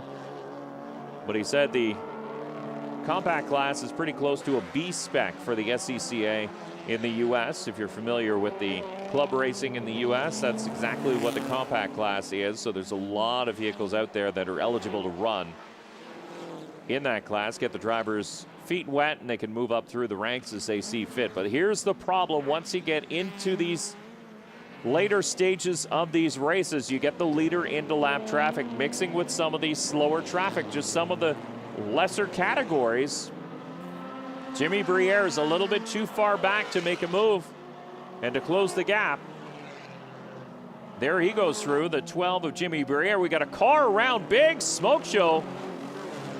That is in turn number 8 on the exit of turn number 8, and that's just ahead of your leaders as there goes Briere through in the number 12. Mark Aru is in that Chevy Camaro, but what happened? Oh, a big hit for the Lexus. And there you can see the tires lit up for Frederic Bernier in the number 28, the Lexus IS 350. And big damage to the nose of that car. You can see the fluids leaking out. No caution yet. He was able to refire and get moving once again. He heads to the runoff area. And will try and make his way to the paddock now, but that's going to be a big fix overnight for the crew of Frederic Bernier, who qualified for this race in 10th place and has already dropped down the running order to 22nd. So it looks like turn 8, which can be a difficult corner. You try and carry as much speed as you can through there. There is a runoff area, but it does end. And unfortunately, it ends with a tire wall and a concrete wall behind it, and that's exactly what Bernier had found out.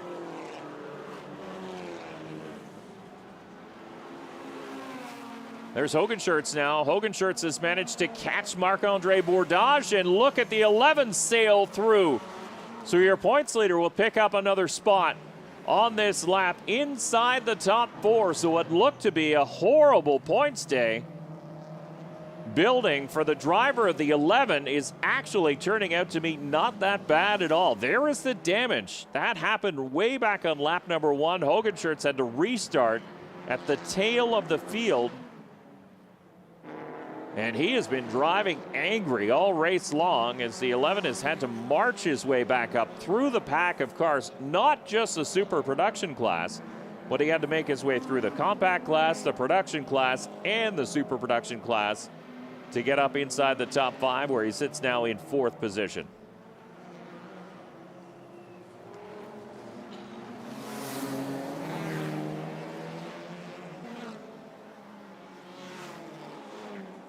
We can tell you, too, that the 11 of Hogenschurz does have the fastest lap of the race so far, a 13.732. That's about a second and a bit quicker than your race leader, Olivier Bedard, as Hogenschurz works his way through the field. And you can see the 44 of Kai Dial and the Subaru BRZ. Tried to give him lots of space, almost cost him as he almost got into that tire wall, the retaining wall, in the exit of turn number 6. Now the 38 of Megan Tomlinson, the Lombardi Honda Civic just ahead. Some damage to the back end of that 38 as she's looking her mirrors. And Hogenschurz was trying to make a move. He'll be able to make it now on the front straightaway as he carries a lot of speed and manages to make the pass before they even hit the start-finish line. But you can see Bourdage in the other Lombardi Honda, the other Civic on the track. That's super production versus production. And Bourdage had to back off just a little bit so as to not make contact, but deep into lap traffic now is your race leader, Olivier Bedard. We'll probably see the white flag this time by, as we have just under a minute and a half left to go here in this 30-minute timed race for the Super Production Challenge. And Olivier Bedard has led since the drop of the green. He's had a very, very good race as the 11 car had issues on lap number 1. Olivier Bedard has been out in front ever since. There is the white flag. One more lap to go for your race leader as his team looks on, anxiously awaiting the results of the final lap, as Bedard, very much a veteran as we talked about. He's won here in the past at the Grand Prix de Trois-Rivières. And looks as though he's going to do it once again. Not too much traffic left in front of him now as he heads down the back straightaway. Sizable lead over Jimmy Briere. There is your second place drivers. Actually closed the gap a little bit, working through traffic. So hats off to the driver of the 12, Jimmy Briere. There you can see they're almost on the same corner. They weren't for the longest time as Olivier Bedard gives a little flash of the headlights to the slower traffic just ahead.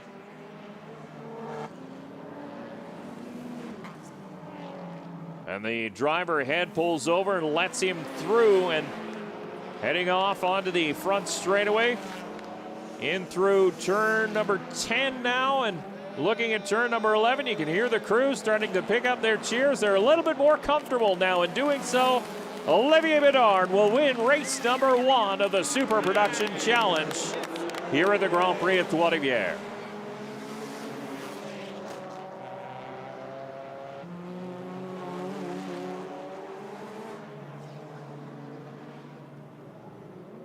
What a run for the driver of the number 1. Started on the outside of the front row. He got a great start. He might not have been leading into turn number 1, but he was close, and then problems for the number 11 of Aaron Hogenschurz. And he dropped all the way back through the field, and from then on in, it was all Olivier Bedard. He opened up a big gap on the number 12 of Jimmy Briere. Briere did manage to gather some of that distance back up in the final few laps as the two drivers navigated through lap traffic, but in the end, the number 1 was just too much for the competition here today. There you see the 30 of Greg Bell sandwiched in between those two Super Production cars. Or Connor Bell, I should say, coming home in 13th spot. So a very good run.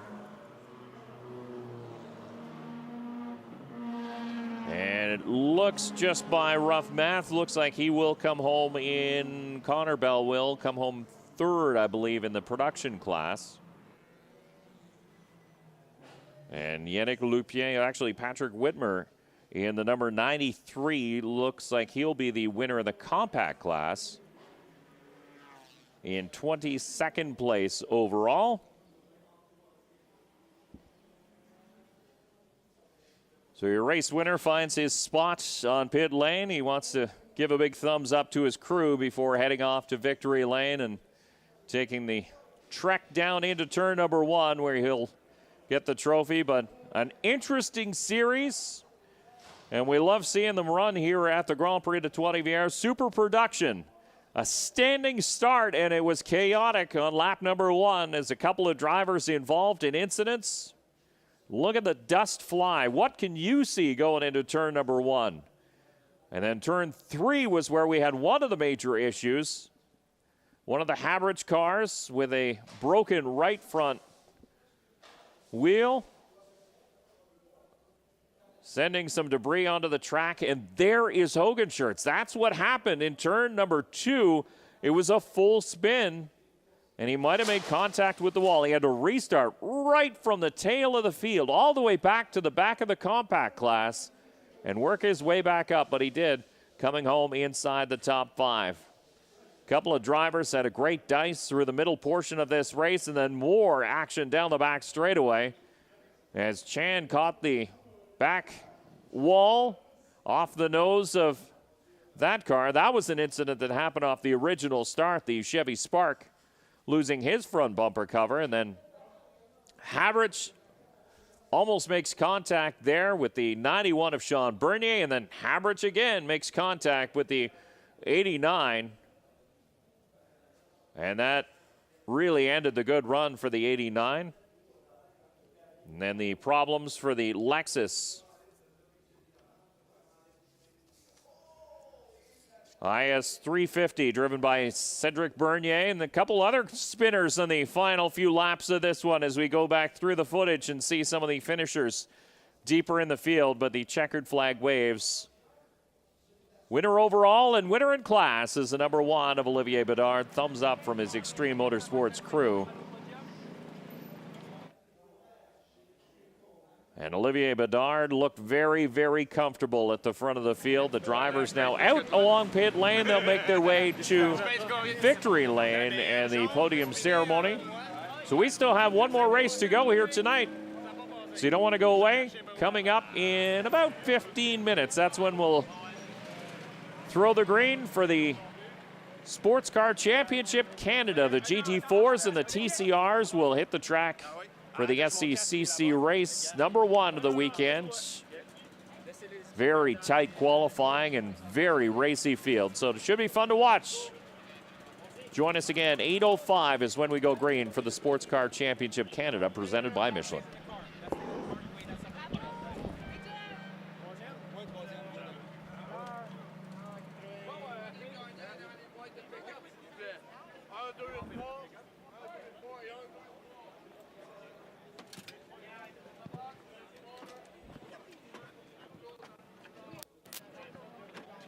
Champion. C'est bon, merci. Félicitations, mon fils. Oui, il y a 2, oui, il a dit. Oui, oui.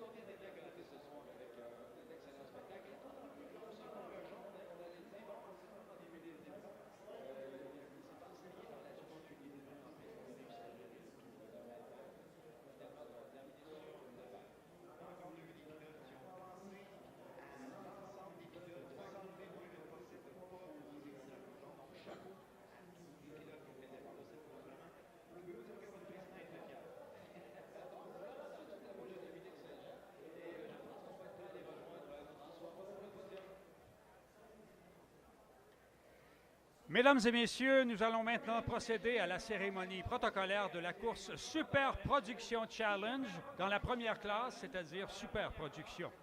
Pour honorer les 3 pilotes, j'invite le président de Mag Express, M. François Tremblay. En 3e position, il est de Trois-Rivières, Marc Héroux.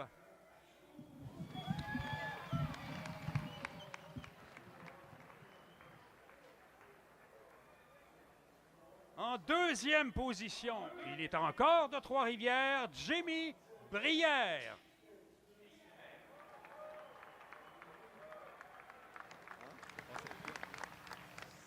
Et finalement, le gagnant qui est de Terrebonne, un grand champion, Olivier Bédard.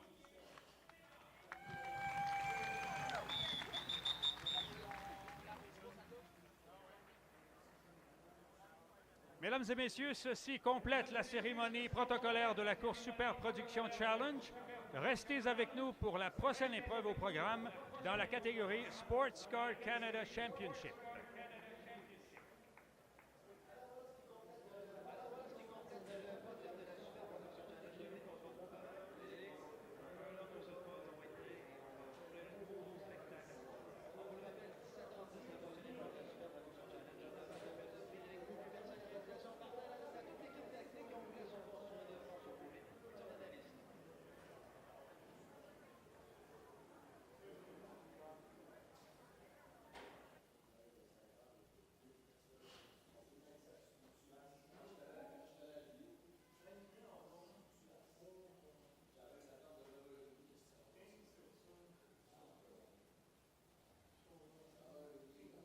Deux, check. Ça fonctionne-tu? Check. 1, 2. Test. Test. Check. 1, 2, 3, 4, 5, 6, 7, 8, 9, 10, 11, 12, 13, 14, 15, 16, 17, 18, 19, 20, 21, 22, 23, 24, 25, 26, 27.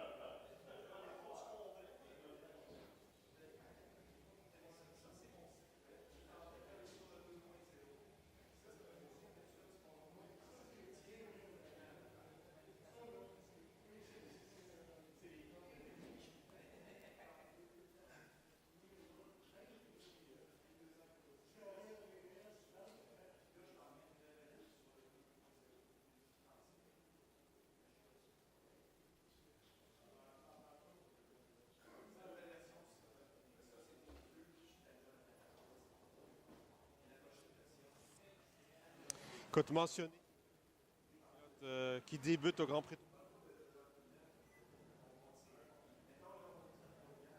Course sur les réflecteurs. Mais il a déjà roulé, il a fait de l'endurance. Donc il a probablement déjà roulé. OK. C'est bon. Super.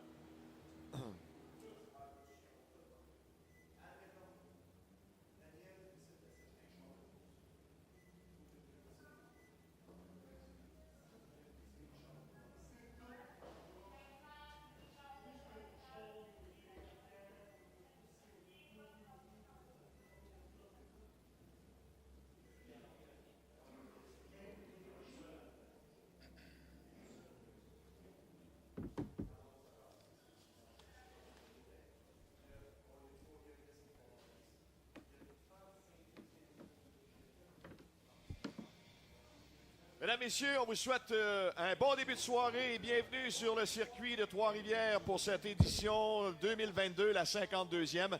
Ici François Beaulé en compagnie de Philippe Brasseur et dans quelques instants, la Sport Car Championship Canada.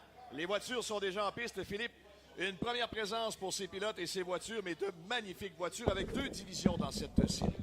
2 divisions, en effet, c'est-à-dire les voitures GT4, donc des voitures Good evening Grand and welcome Tourisme, back to et puis the les Grand Prix TCR, of des voitures de Trois-Rivières. I'm touring, Dave Bradley, touring car and we racing. get set to bring Audi, you the Mercedes, Sports Car McLaren, Championship des Canada, the Hyundai, final des Honda. race Bref, for on en a Fast pour tous les Friday goûts et pour les yeux to qui sont kick vraiment off the éblouis à voir ces voitures. 52nd edition Ah oui, parce que c'est of vrai the que ce sont Grand de très Prix belles voitures. Si on regarde here notamment in la catégorie Trois-Rivières. GT4, Tomorrow c'est-à-dire les morning, voitures qui things vont start viser la early, victoire so if you're toute looking for catégorie, something eh to bien, on retrouve watch donc early in the une morning with your Mercedes morning AMG coffee, GT4, you'll une want to McLaren check out 570S 9:30 as et the puis start une autre time Mercedes for AMG the GT4 Chevy avec Urban en pole Challenge. position un That's the pilote dirt français. modifieds On aura l'occasion on d'en reparler asphalt on a davantage road dans quelques course instants. here at the Philippe, mais pour l'instant, GP3R. nous cédons le micro It'll à be the Monsieur last chance François qualifier Roy.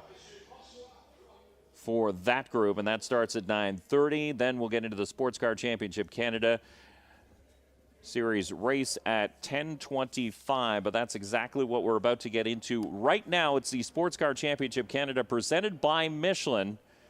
As the field is lined up here on the front straightaway, you can see it's a new driver on pole, the 57 Romain Monti, alongside Zachary Vanier, your points leader in the GT4 class. Charles Robin, another GT4 driver, will start in third.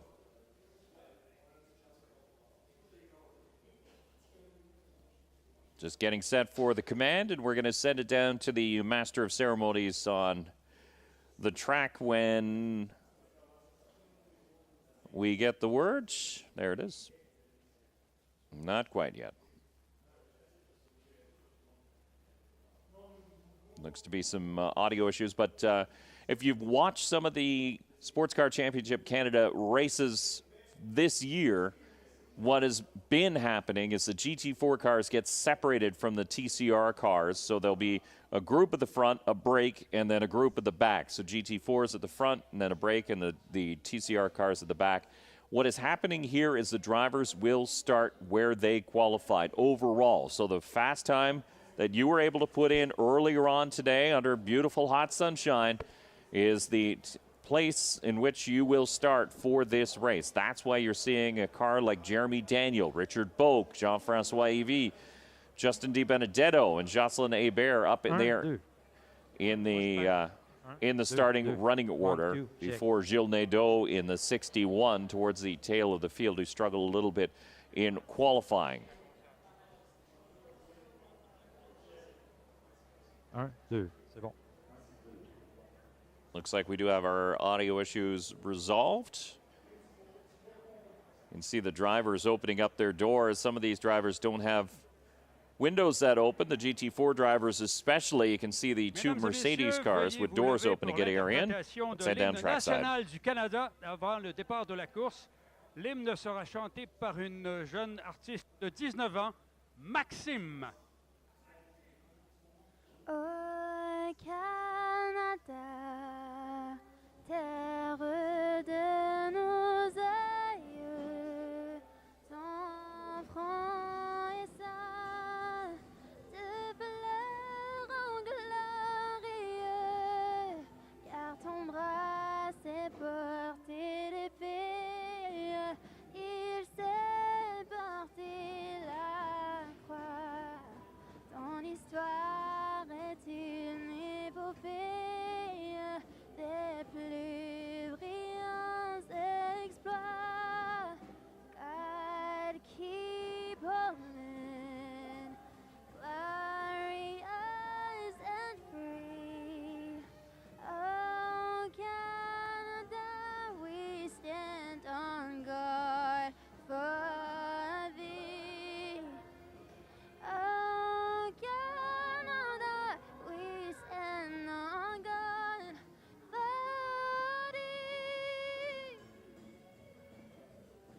Merci, mesdames et messieurs. C'était Maxime, notre jeune artiste invité. Maintenant, pour prononcer l'invitation traditionnelle à lancer les moteurs, c'est un professionnel de la Ligue nationale de hockey et c'est un arbitre. Il s'appelle Michel Cormier. Pilote, démarrez vos moteurs. Drivers, start your engine. After a wonderful rendition of "Oh Canada" by 19-year-old Maxime, recording artist, the words that the drivers want to hear. Call to fire them up here on the front straightaway, and you'll see the lights all on these race cars, and that is noteworthy because we are racing at dusk, so the sun is setting, and expecting this race may finish under darkness. But it will be a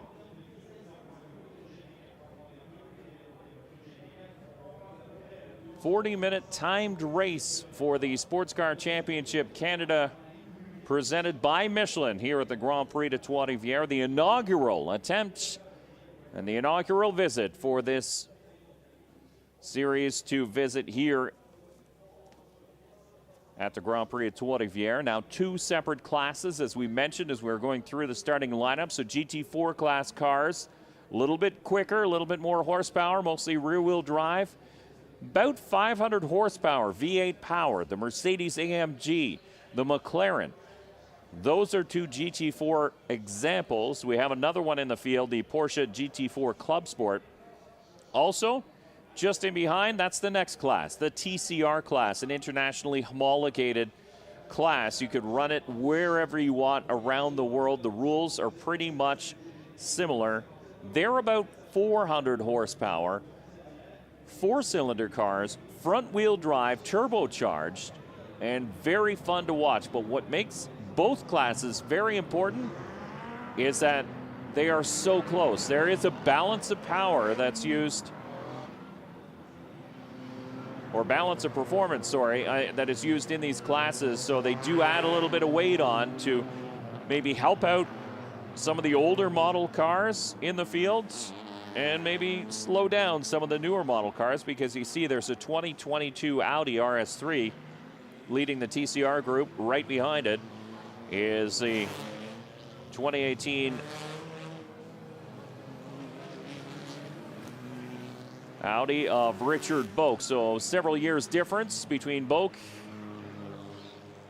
and Jeremy Daniel. And interesting to note, the pole sitter in the 57, Romain Monti, is driving for the first time in the Sports Car Championship Canada Series and is actually a Mercedes factory driver from France, making his first start here on the streets of the Grand Prix de Trois-Rivières, making his first start in the Sports Car Championship Canada Series as well. So amazing to see the level of talent here. You've got Zachary Vanier, your points leader in the McLaren, just in behind.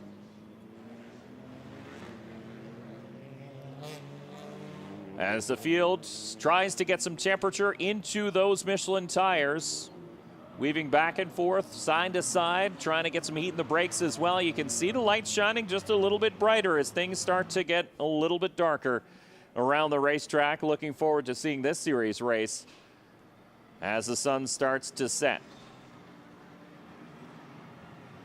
The series put on a wonderful show the last time they were on a street circuit on the streets of Toronto for the Indy event. They're both the GT4 and the TCR class did a great job as they run through some of the speedy dry left from an incident in the super production class that just left the track. So that'll still be dusted off by the time they'll complete their first laps. You can see a beautiful field of race cars all lined up. 16 of them through 2 classes, looking for the green flag. You can see they'll bunch up nicely. The green flag waves, and we're underway here in the Sports Car Championship Canada event on the streets of Grand Prix de Trois-Rivières. Fanned out 3 wide. You saw Charles Robin trying to move to the inside on his teammate. He backed off. Everybody gets through turn 1 cleanly. And now turn 2, but the big question is turn 3. See Richard Boak dive underneath the number 21 of Jean-Francois Evie. Boak actually had a pretty bad start. He lost a number of positions. The big winner on that one was the 66 of Gary Kwok. Kwok now third in class behind the 89 of Jocelyn Hébert. Boak not losing touch, though. He's tagged onto the back, and there is problems for the 21 of JF Evie in the Audi as he'll try and get things righted. Turn number 6. Look at that speedy dry. Kicked up. Another driver went off in turn number 8 into the runoff area. I don't know if he made contact with the tire wall, but you saw the flash of the headlights going straight in turn number 8. Lap number 1 officially in the books. Zachary Vanier, your leader in the Pfaff Motorsports McLaren. And look at the gap he has now already. Almost 2 seconds on Romain Monti, who was your pole sitter in the Mercedes AMG. Factory Mercedes driver out of France. Getting a run in this GT4 car. Teammate to Charles Robin in the Sodi Card sponsored entry. And then you have Jeremy Daniel, the points leader in the TCR class. Jocelyn Hébert, who's only run a couple of events so far this year, but he is a dominant force here on the streets of Trois-Rivières, Quebec. As a matter of fact, he has the most podiums compared to anybody else who has ever run here. Jocelyn Hébert, 24 podiums, 9 of them first place in the history of the Grand Prix de Trois-Rivières. Think about that, 24 podiums in 52 events for the driver of the 89. And he's doing pretty well here again today as Hébert second in class, so he stands ready to step up onto the podium once again here today. As Charles Robin turns up the heat now on his teammate as Zachary Vanier continues to open up by about a half second again. 2.2 seconds now the difference between your leader and this battle for second spot. Add Jeremy Daniel into that group as well in the TCR class. He's not far off the pace of those 2 GT4s ahead of him. Boak moves to the inside of the 66 of Gary Kwok. Give him that position before they get to turn number 6 and a lockup from the 84. Hard under braking, and he has to take that runoff area. He decides to go straight rather than attempting the turn and hitting the tire wall, but Richard Boak, who started second in class, 5th overall, is now sitting stopped, waiting for the field to go by.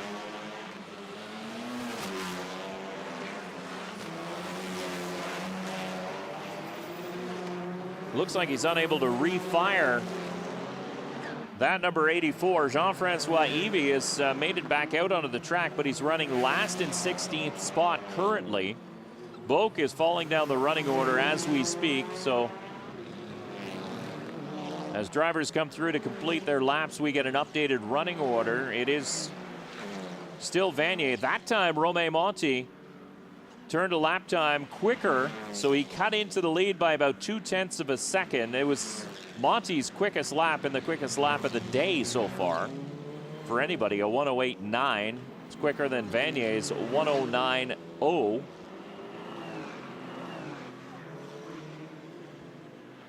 But it looks to be that the driver from France, as he settles in, he did this in qualifying too, as he settled in a little bit, he started to pick up speed. So I think it's just a matter of learning this track and learning the feel of that race car once again. But he is a factory Mercedes driver, so it shouldn't take him too long to come to grips with that race car.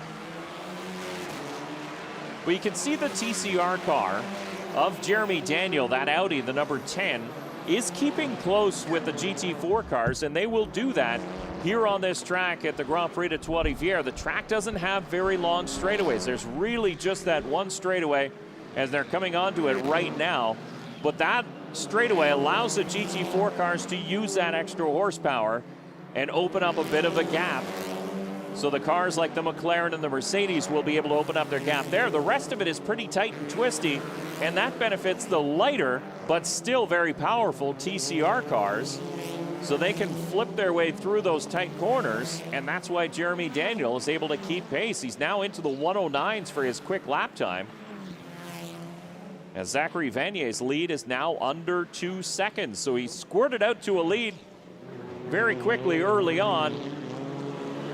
And it looks like Romain Monti is now clawing it back. Charles Robin also turning a quick lap time that last time by into the 108.9. So he continues to close ground as well. Big wiggle from the 48 of Ron Tomlinson as he chases the 80 car of Connor Attrell in the Veloster N. Connor Attrell had a little bit of a spin in qualifying, did not hit anything, gathered it back up. He's having a quietly solid run behind the wheel of that number 80 car, and I believe that's Richard Boak that has refired. And Boak is 1 lap down to your race leader at this point.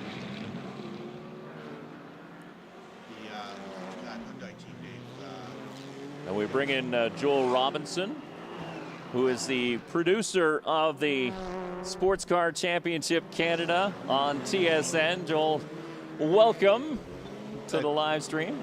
Thank you. The Hyundai team, they worked pretty hard throughout that qualifying session. Quinn never got out. They had a problem with the engine, brand new pump on it. One of the fins fell down. They fixed it. Those guys have been struggling. They've been working on getting those cars just to the racetrack, and then to have that problem. But he's out there now, and all 3 cars are looking good. Yeah, absolutely. Bob Attrell running in 9th spot, and there you see Richard Boak sliding underneath the 48 of Ron Tomlinson. Bob Attrell 9th, Connor Attrell in 10th, and you mentioned Quinn Attrell. He is on track.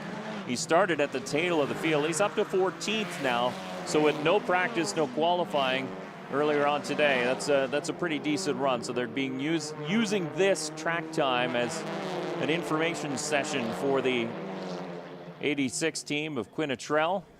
Gather up as much as they can, but look at this at the lead now. It's going to turn into a race here very soon. We're under a second. Just 3 laps ago, it was 2.2 seconds. Zachary Vanier held the lead on Romain Monti and Charles Robin. And now 0.986, and it's even closer than that. Look at Monti is now catching the McLaren ahead of him. The Technica Minding Pfaff Motorsports McLaren is falling back into the clutches of this Mercedes AMG. Beautiful looking cars. I mean, all 3 of these, just you walk by, the fans walk by their pits and they just can't get enough of them. Did you see the blue flame out of the back of the McLaren into turn number 1? That is super cool as he lets off. You can see the engine just breathe. A mid-engine race car compared to the front-engine Mercedes GT4s. And it looks like Monti, again, 0.7 seconds, 0.7 of a second now. The difference is Monti once again sets fast lap of the race that last time by. Look at him wiggle under braking turn number 6. He's getting used to this track, you know. I just found out Monti's from France, and he's a factory driver for Mercedes. Yeah, that's a pretty neat deal to have a driver of that caliber here in the Sports Car Championship Canada Series. And to watch what he can do, and you mentioned he is getting more and more comfortable with every passing lap. There you see Richard Boak. This is not a battle for position. Connor Attrell has a mirror filled with the 84 of Boak. But Boak is a lap down after going into the runoff area in turn number 6. Have a look at the brake rotors, though, on some of these cars as you get the opportunity. As the darkness starts to set in here at the Grand Prix of Trois-Rivières, you can start to see those rotors glowing. And I was looking at the 84 of Richard Boak there. Look, Connor Attrell's right front is glowing red hot. So is the one on Richard Boak's car. They're using them up here. I mean, the Trois-Rivières race has always been hard on brakes. It doesn't matter what kind of car you're driving here. This is tough. And you know, that's why long distance races are always hard here to do. They really have to watch their lap counts. Sometimes you're talking about fuel, but it's more about the brakes here. So we're just about 10 minutes through this one. That means we have 30 minutes left to be completed. So you're right. If the brake rotors are glowing this hot, this early, the drivers have to be thinking, am I using it up too much? Look at though, Vanier is starting to push that car too. Monty's there. He's just filling it up right now, waiting to see his spot, right? And you look, so just judging by the brakes, you look at the brakes on the McLaren, they're glowing red hot. The Mercedes just in behind that is putting in fast lap time after fast lap time. Look at that. There is no glow on either fronts or back of that number 57 driven by Romain Monti out of France.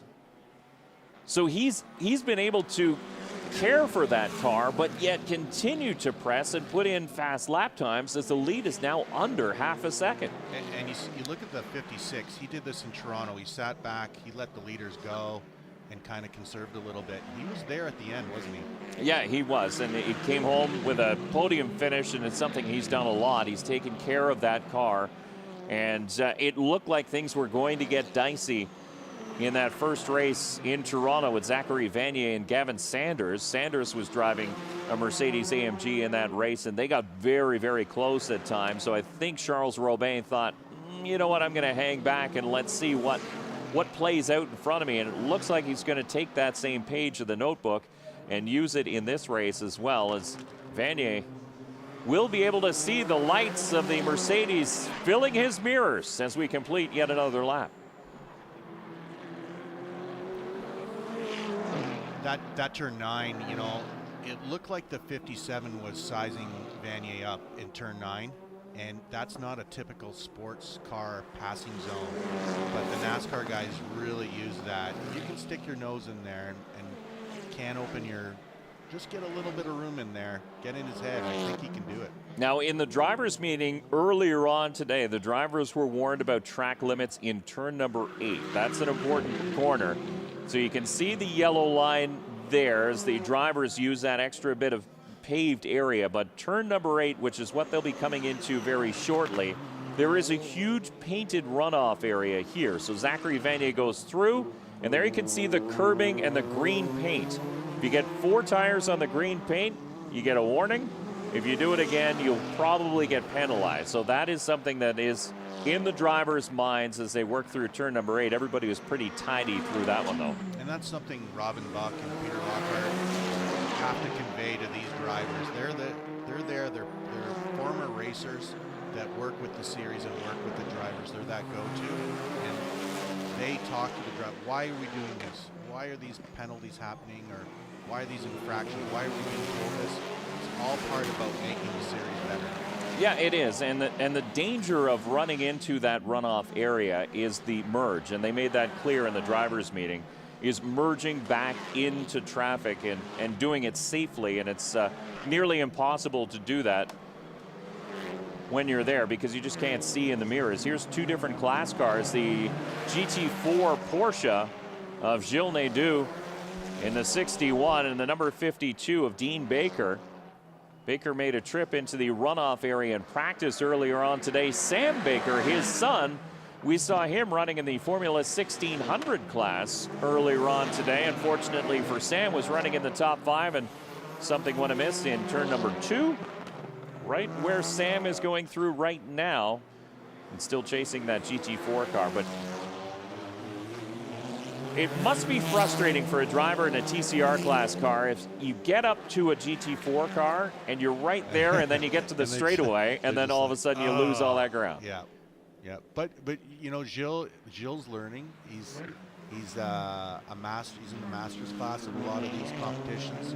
He's out there having fun. He's not trying to get in anyone's way.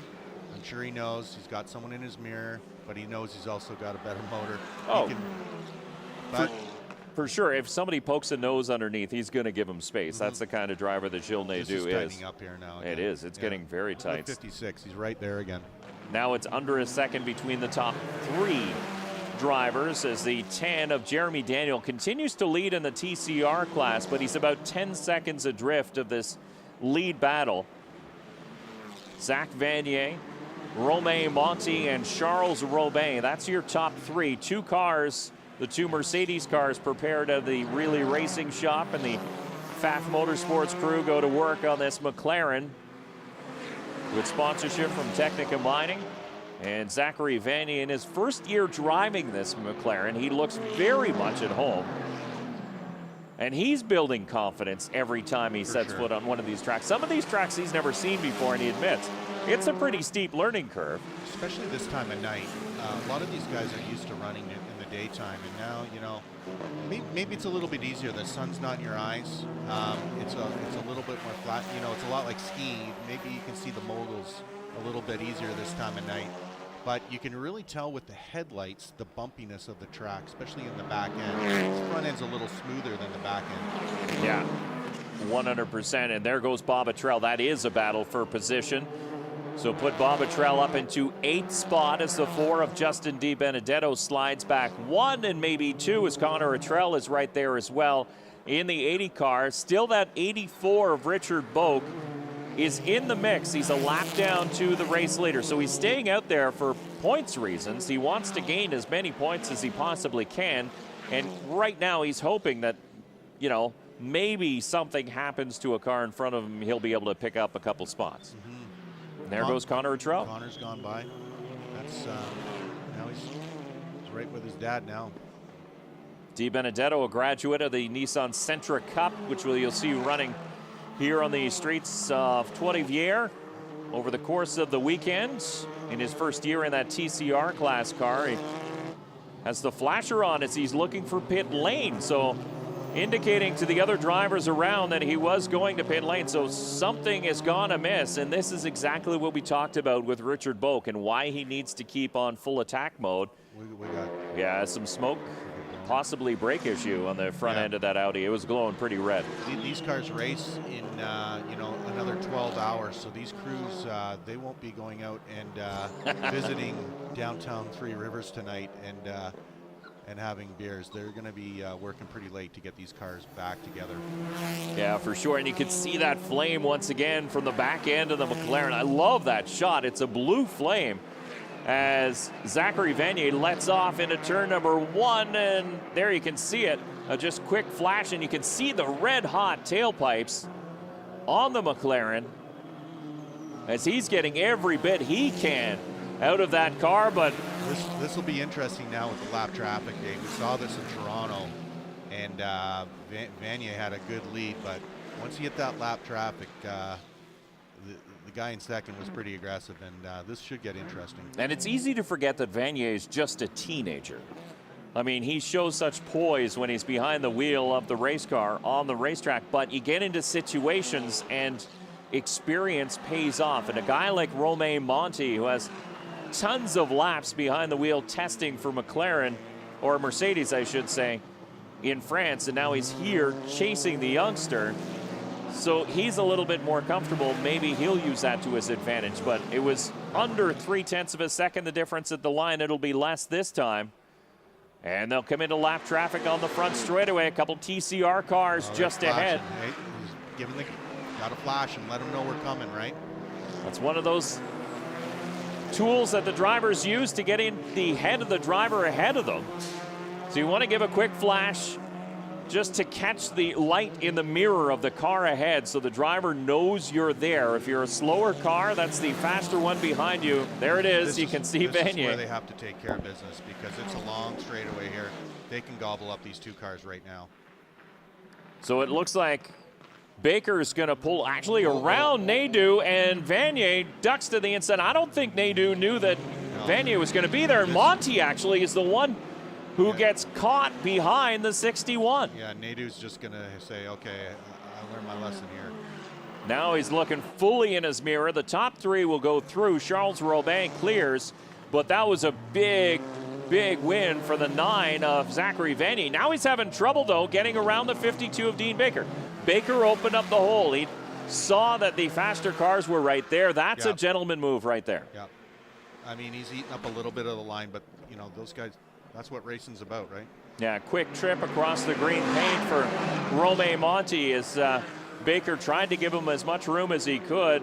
Monti didn't really improve his position or track position, so likely no penalty to come of that one. And you see Nadeau, he's just kind of sneaked up on Baker while he had to whoa up for the leaders. Now when you get off the racing line, really costs you time. So looking at the overall time, 20 minutes in the books, 10 minutes left to go.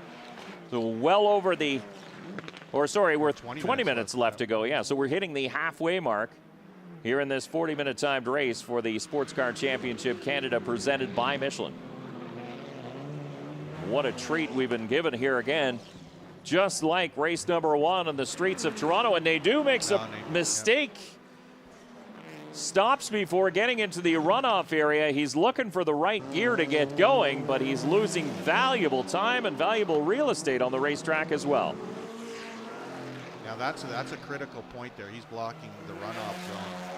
So the folks in timing scoring will have to look at that race control. Yeah, he's still there. That is not a great spot. Did he stall it because he backed up at one point? Yeah, he's in trouble there. Yeah, it looks like he's throwing his hands up in frustration. So problems for the 61 of Gilles Nadeau in turn number 6. And that is it's one of the opportunities to make a pass on this track as the leaders will come through. There he finally got it restarted. I was going to say, if Monty popped out without knowing that car is there, that could be trouble, right? So yeah, absolutely. The marshals down the back straightaway would indicate there would be an issue in turn number 6 as Vanier continues in that racing line. You see Monty poking his nose out, getting a sniff of a potential pass going into turn number 6. Can't make it stick. The difference is back up to 0.7 of a second. The last time they crossed the stripe, we'll see what it is this time. Charles Robin still well within striking distance at a second back. Been really impressed by Charles Robin in this 2022 season. That number 56 has been in play, really a threat to win every time out. JF Avey in the number 21 just ahead of the race leaders. He's been off the pace after taking a trip down the runoff lane in turn number 6 himself. You know, this is great having this. You know, this is the Sports Car Series in Canada now, and it's great to have it at the marquee event. You know, we all know Formula One's there, but that's kind of outpriced itself. But this Grand Prix is the place to be in August. It really is, and the fans support it, and it's amazing. It is amazing, and it's the series is growing. I mean, you have to think it was 18 months ago that Chris Bye decided we're going to put together this series. We're going to get that ball rolling, and at that point, the ball was little, and it was starting to roll. And in the time since, it's just picked up steam and picked up size, and there's more interest. There's more manufacturers taking a look at this series. So as we go through, like 2022 is bigger and better than 2021 was, and now 2023, already the excitement is starting for 2023 as well. The owner is getting pretty jazzed for what comes next. But there you can see, as it gets darker out on this racetrack, it still looks bright from the camera perspective, but for these drivers, it's going to be pretty dark. It's August. The sun's getting a little lower as we get into August. And this should play, you know, those brakes. He's got, what do we got, 16 minutes to go. He's really got to massage this car to get it to the end here, I think. Yeah, Zachary Vanier has been pushing that car very, very hard, and there you can see just how bright those lights are, but no doubt to these drivers, it'll feel like they're constantly overdriving those lights, that they're running over them. They want it to be a lot farther ahead, but trying to get the vision they need as Romain Monti continues to chase your race leader, Zachary Vanier. This is for first place overall. We can tell you that Jeremy Daniel leads Tom Kwok and Jocelyn Hébert in the TCR class, and Jocelyn Hébert poised to take another step on the podium as the driver with the most career podiums ever here at the Grand Prix de Trois-Rivières. So if he finishes where he is running right now, so there he goes. There he goes. Change for the lead. Monty now in the 57 sneaks through in turn number 2. Monty's not here for second place. He didn't fly across the Atlantic to pick up a small trophy. But neither is Zachary Vanier. Look at him tucked in the draft down the straightaway. The McLaren has been very fast as he, look at Monty move to defend. Was that a blocking maneuver or was it a move to defend? That's That's going to be a big question because Zachary Vanier had already made his move to pass. Yeah, you've got Journée moved right over. He learned his lesson last time. So, but look at now the 56 of Charles Romain. So Zachary Vanier can't just concentrate on the car in front of him. He's got to look back as well as the 56 is right there. But that was interesting to me to see that move that Monty made down the back straightaway, because it looked to me like Vanier did have a run on the inside and was going to try and make a pass into turn number 6, but that door was abruptly closed across the nose of that McLaren by the driver of the 57. Either way, new race leader as they cross the stripe. Romain Monty now with an 0.8 of a second lead in just one lap.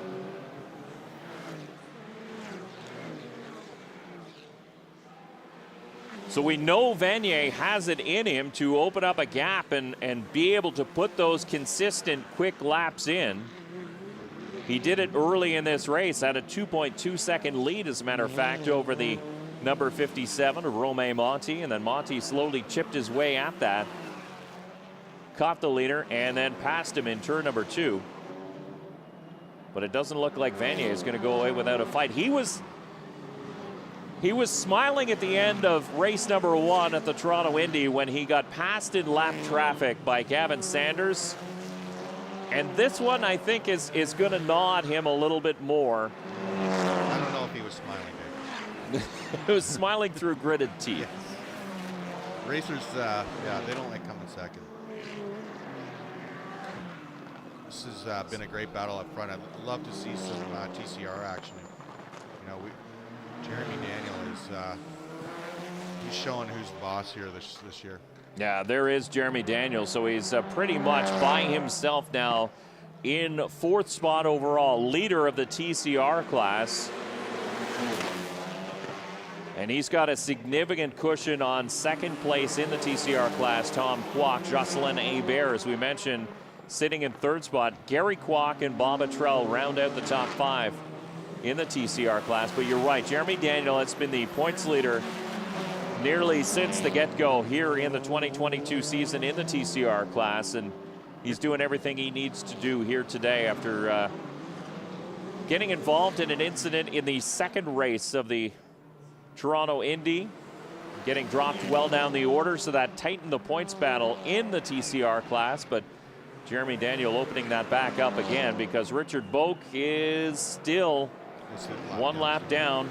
Great to see the quads back, 55 and 56. They didn't come to Toronto, but they know that they can be competitive here. They ran the Canadian Touring Car Series here for years in those Hondas, and they love racing here. Yeah, they have their cars sorted and they are very fast, and yeah, they know this track, and it shows very much so. As Tom Kwok now 2nd in class, Gary 4th in class in those 2 Honda Civics, is Zachary Vanier now losing touch with your race leader as Romain Monty opens up a bit of a gap.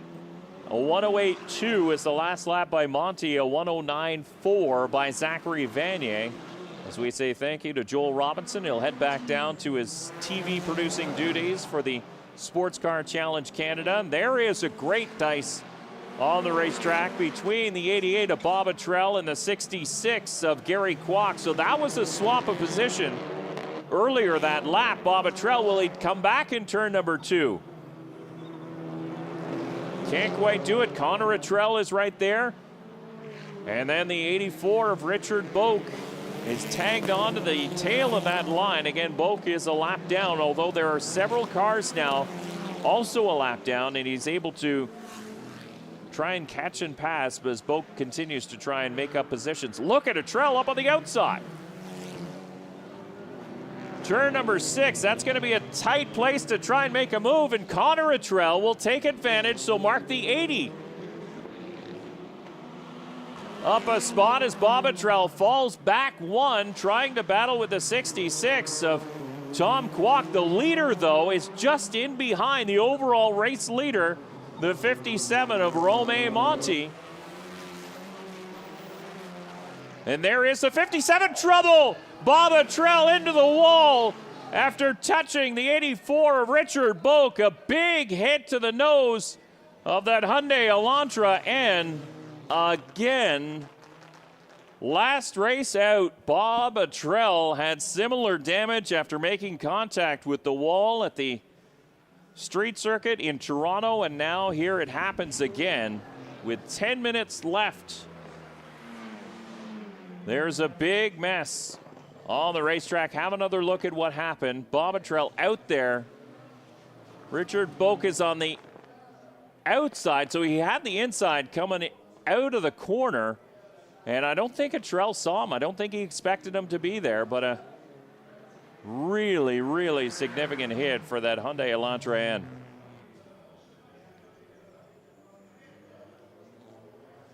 See, window net is down as Bob Atrell indicating to the medical staff that he is okay, but the car is far from okay. You can see the parts and pieces, both front and back. A squished back end of that Elantra N as well. Oh, that's heartbreak for that team. And you heard Joel mention earlier how hard they had to work just to put those cars together over the last 2 weeks. All three of them involved in an incident at Toronto. And now Bob again with a crumpled number 88. He's moving around. No doubt he will be very frustrated with the finish here today. The rest of the drivers come through very gingerly. A lot of debris laid down on the racetrack as we continue under a full course caution. Romain Monti was your race leader. Still is, followed by Zachary Vanier and Charles Robin. That's your overall lead, and the lead in the GT4 class. Jeremy Daniel, who had a sizable lead on the 55 of Tom Kwok. We'll see that lead evaporated. Jocelyn Hebert in the 89 will be right there as well. And Gary Kwok. Gary was just ahead of this incident when it happened, as was the 80 of Connor Atrell.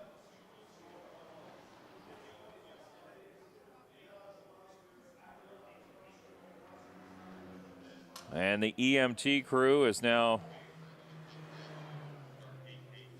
into the window, checking on Bob Atrell. You can see the flashlights being shown, and now Bob is slowly getting out of that race car, trying to catch his breath after a hit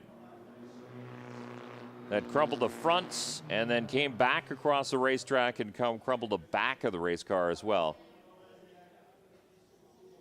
That's heartbreaking for that team, as they did work so hard to get that car back together. The Quaker State Hyundai Racing Canada entry. Bob, an active member here in the Sports Car Championship Canada. His two sons, Connor and Quinn, racing in this same race, and you can see it appears to be a little bit of tightness in the back from Bob Atrell as he gets seen by the medical team here on track.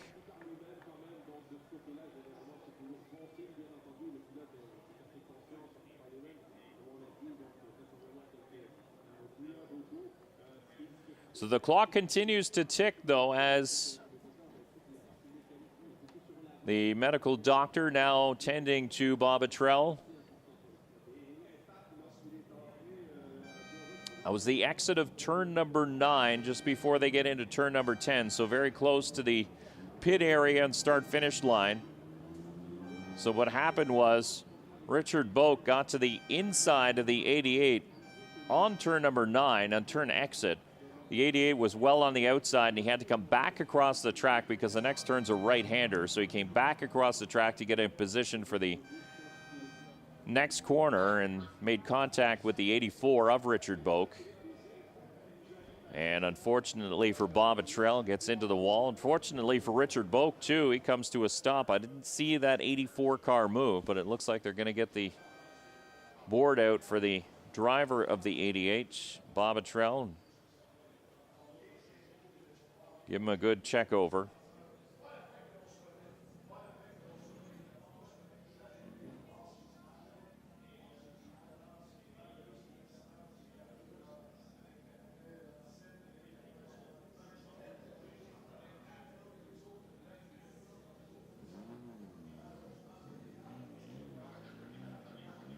So Bob is up and moving, and they're just checking him out just to be extra careful. As Bob obviously complained about some pains. A red flag being shown now on the field, so that'll halt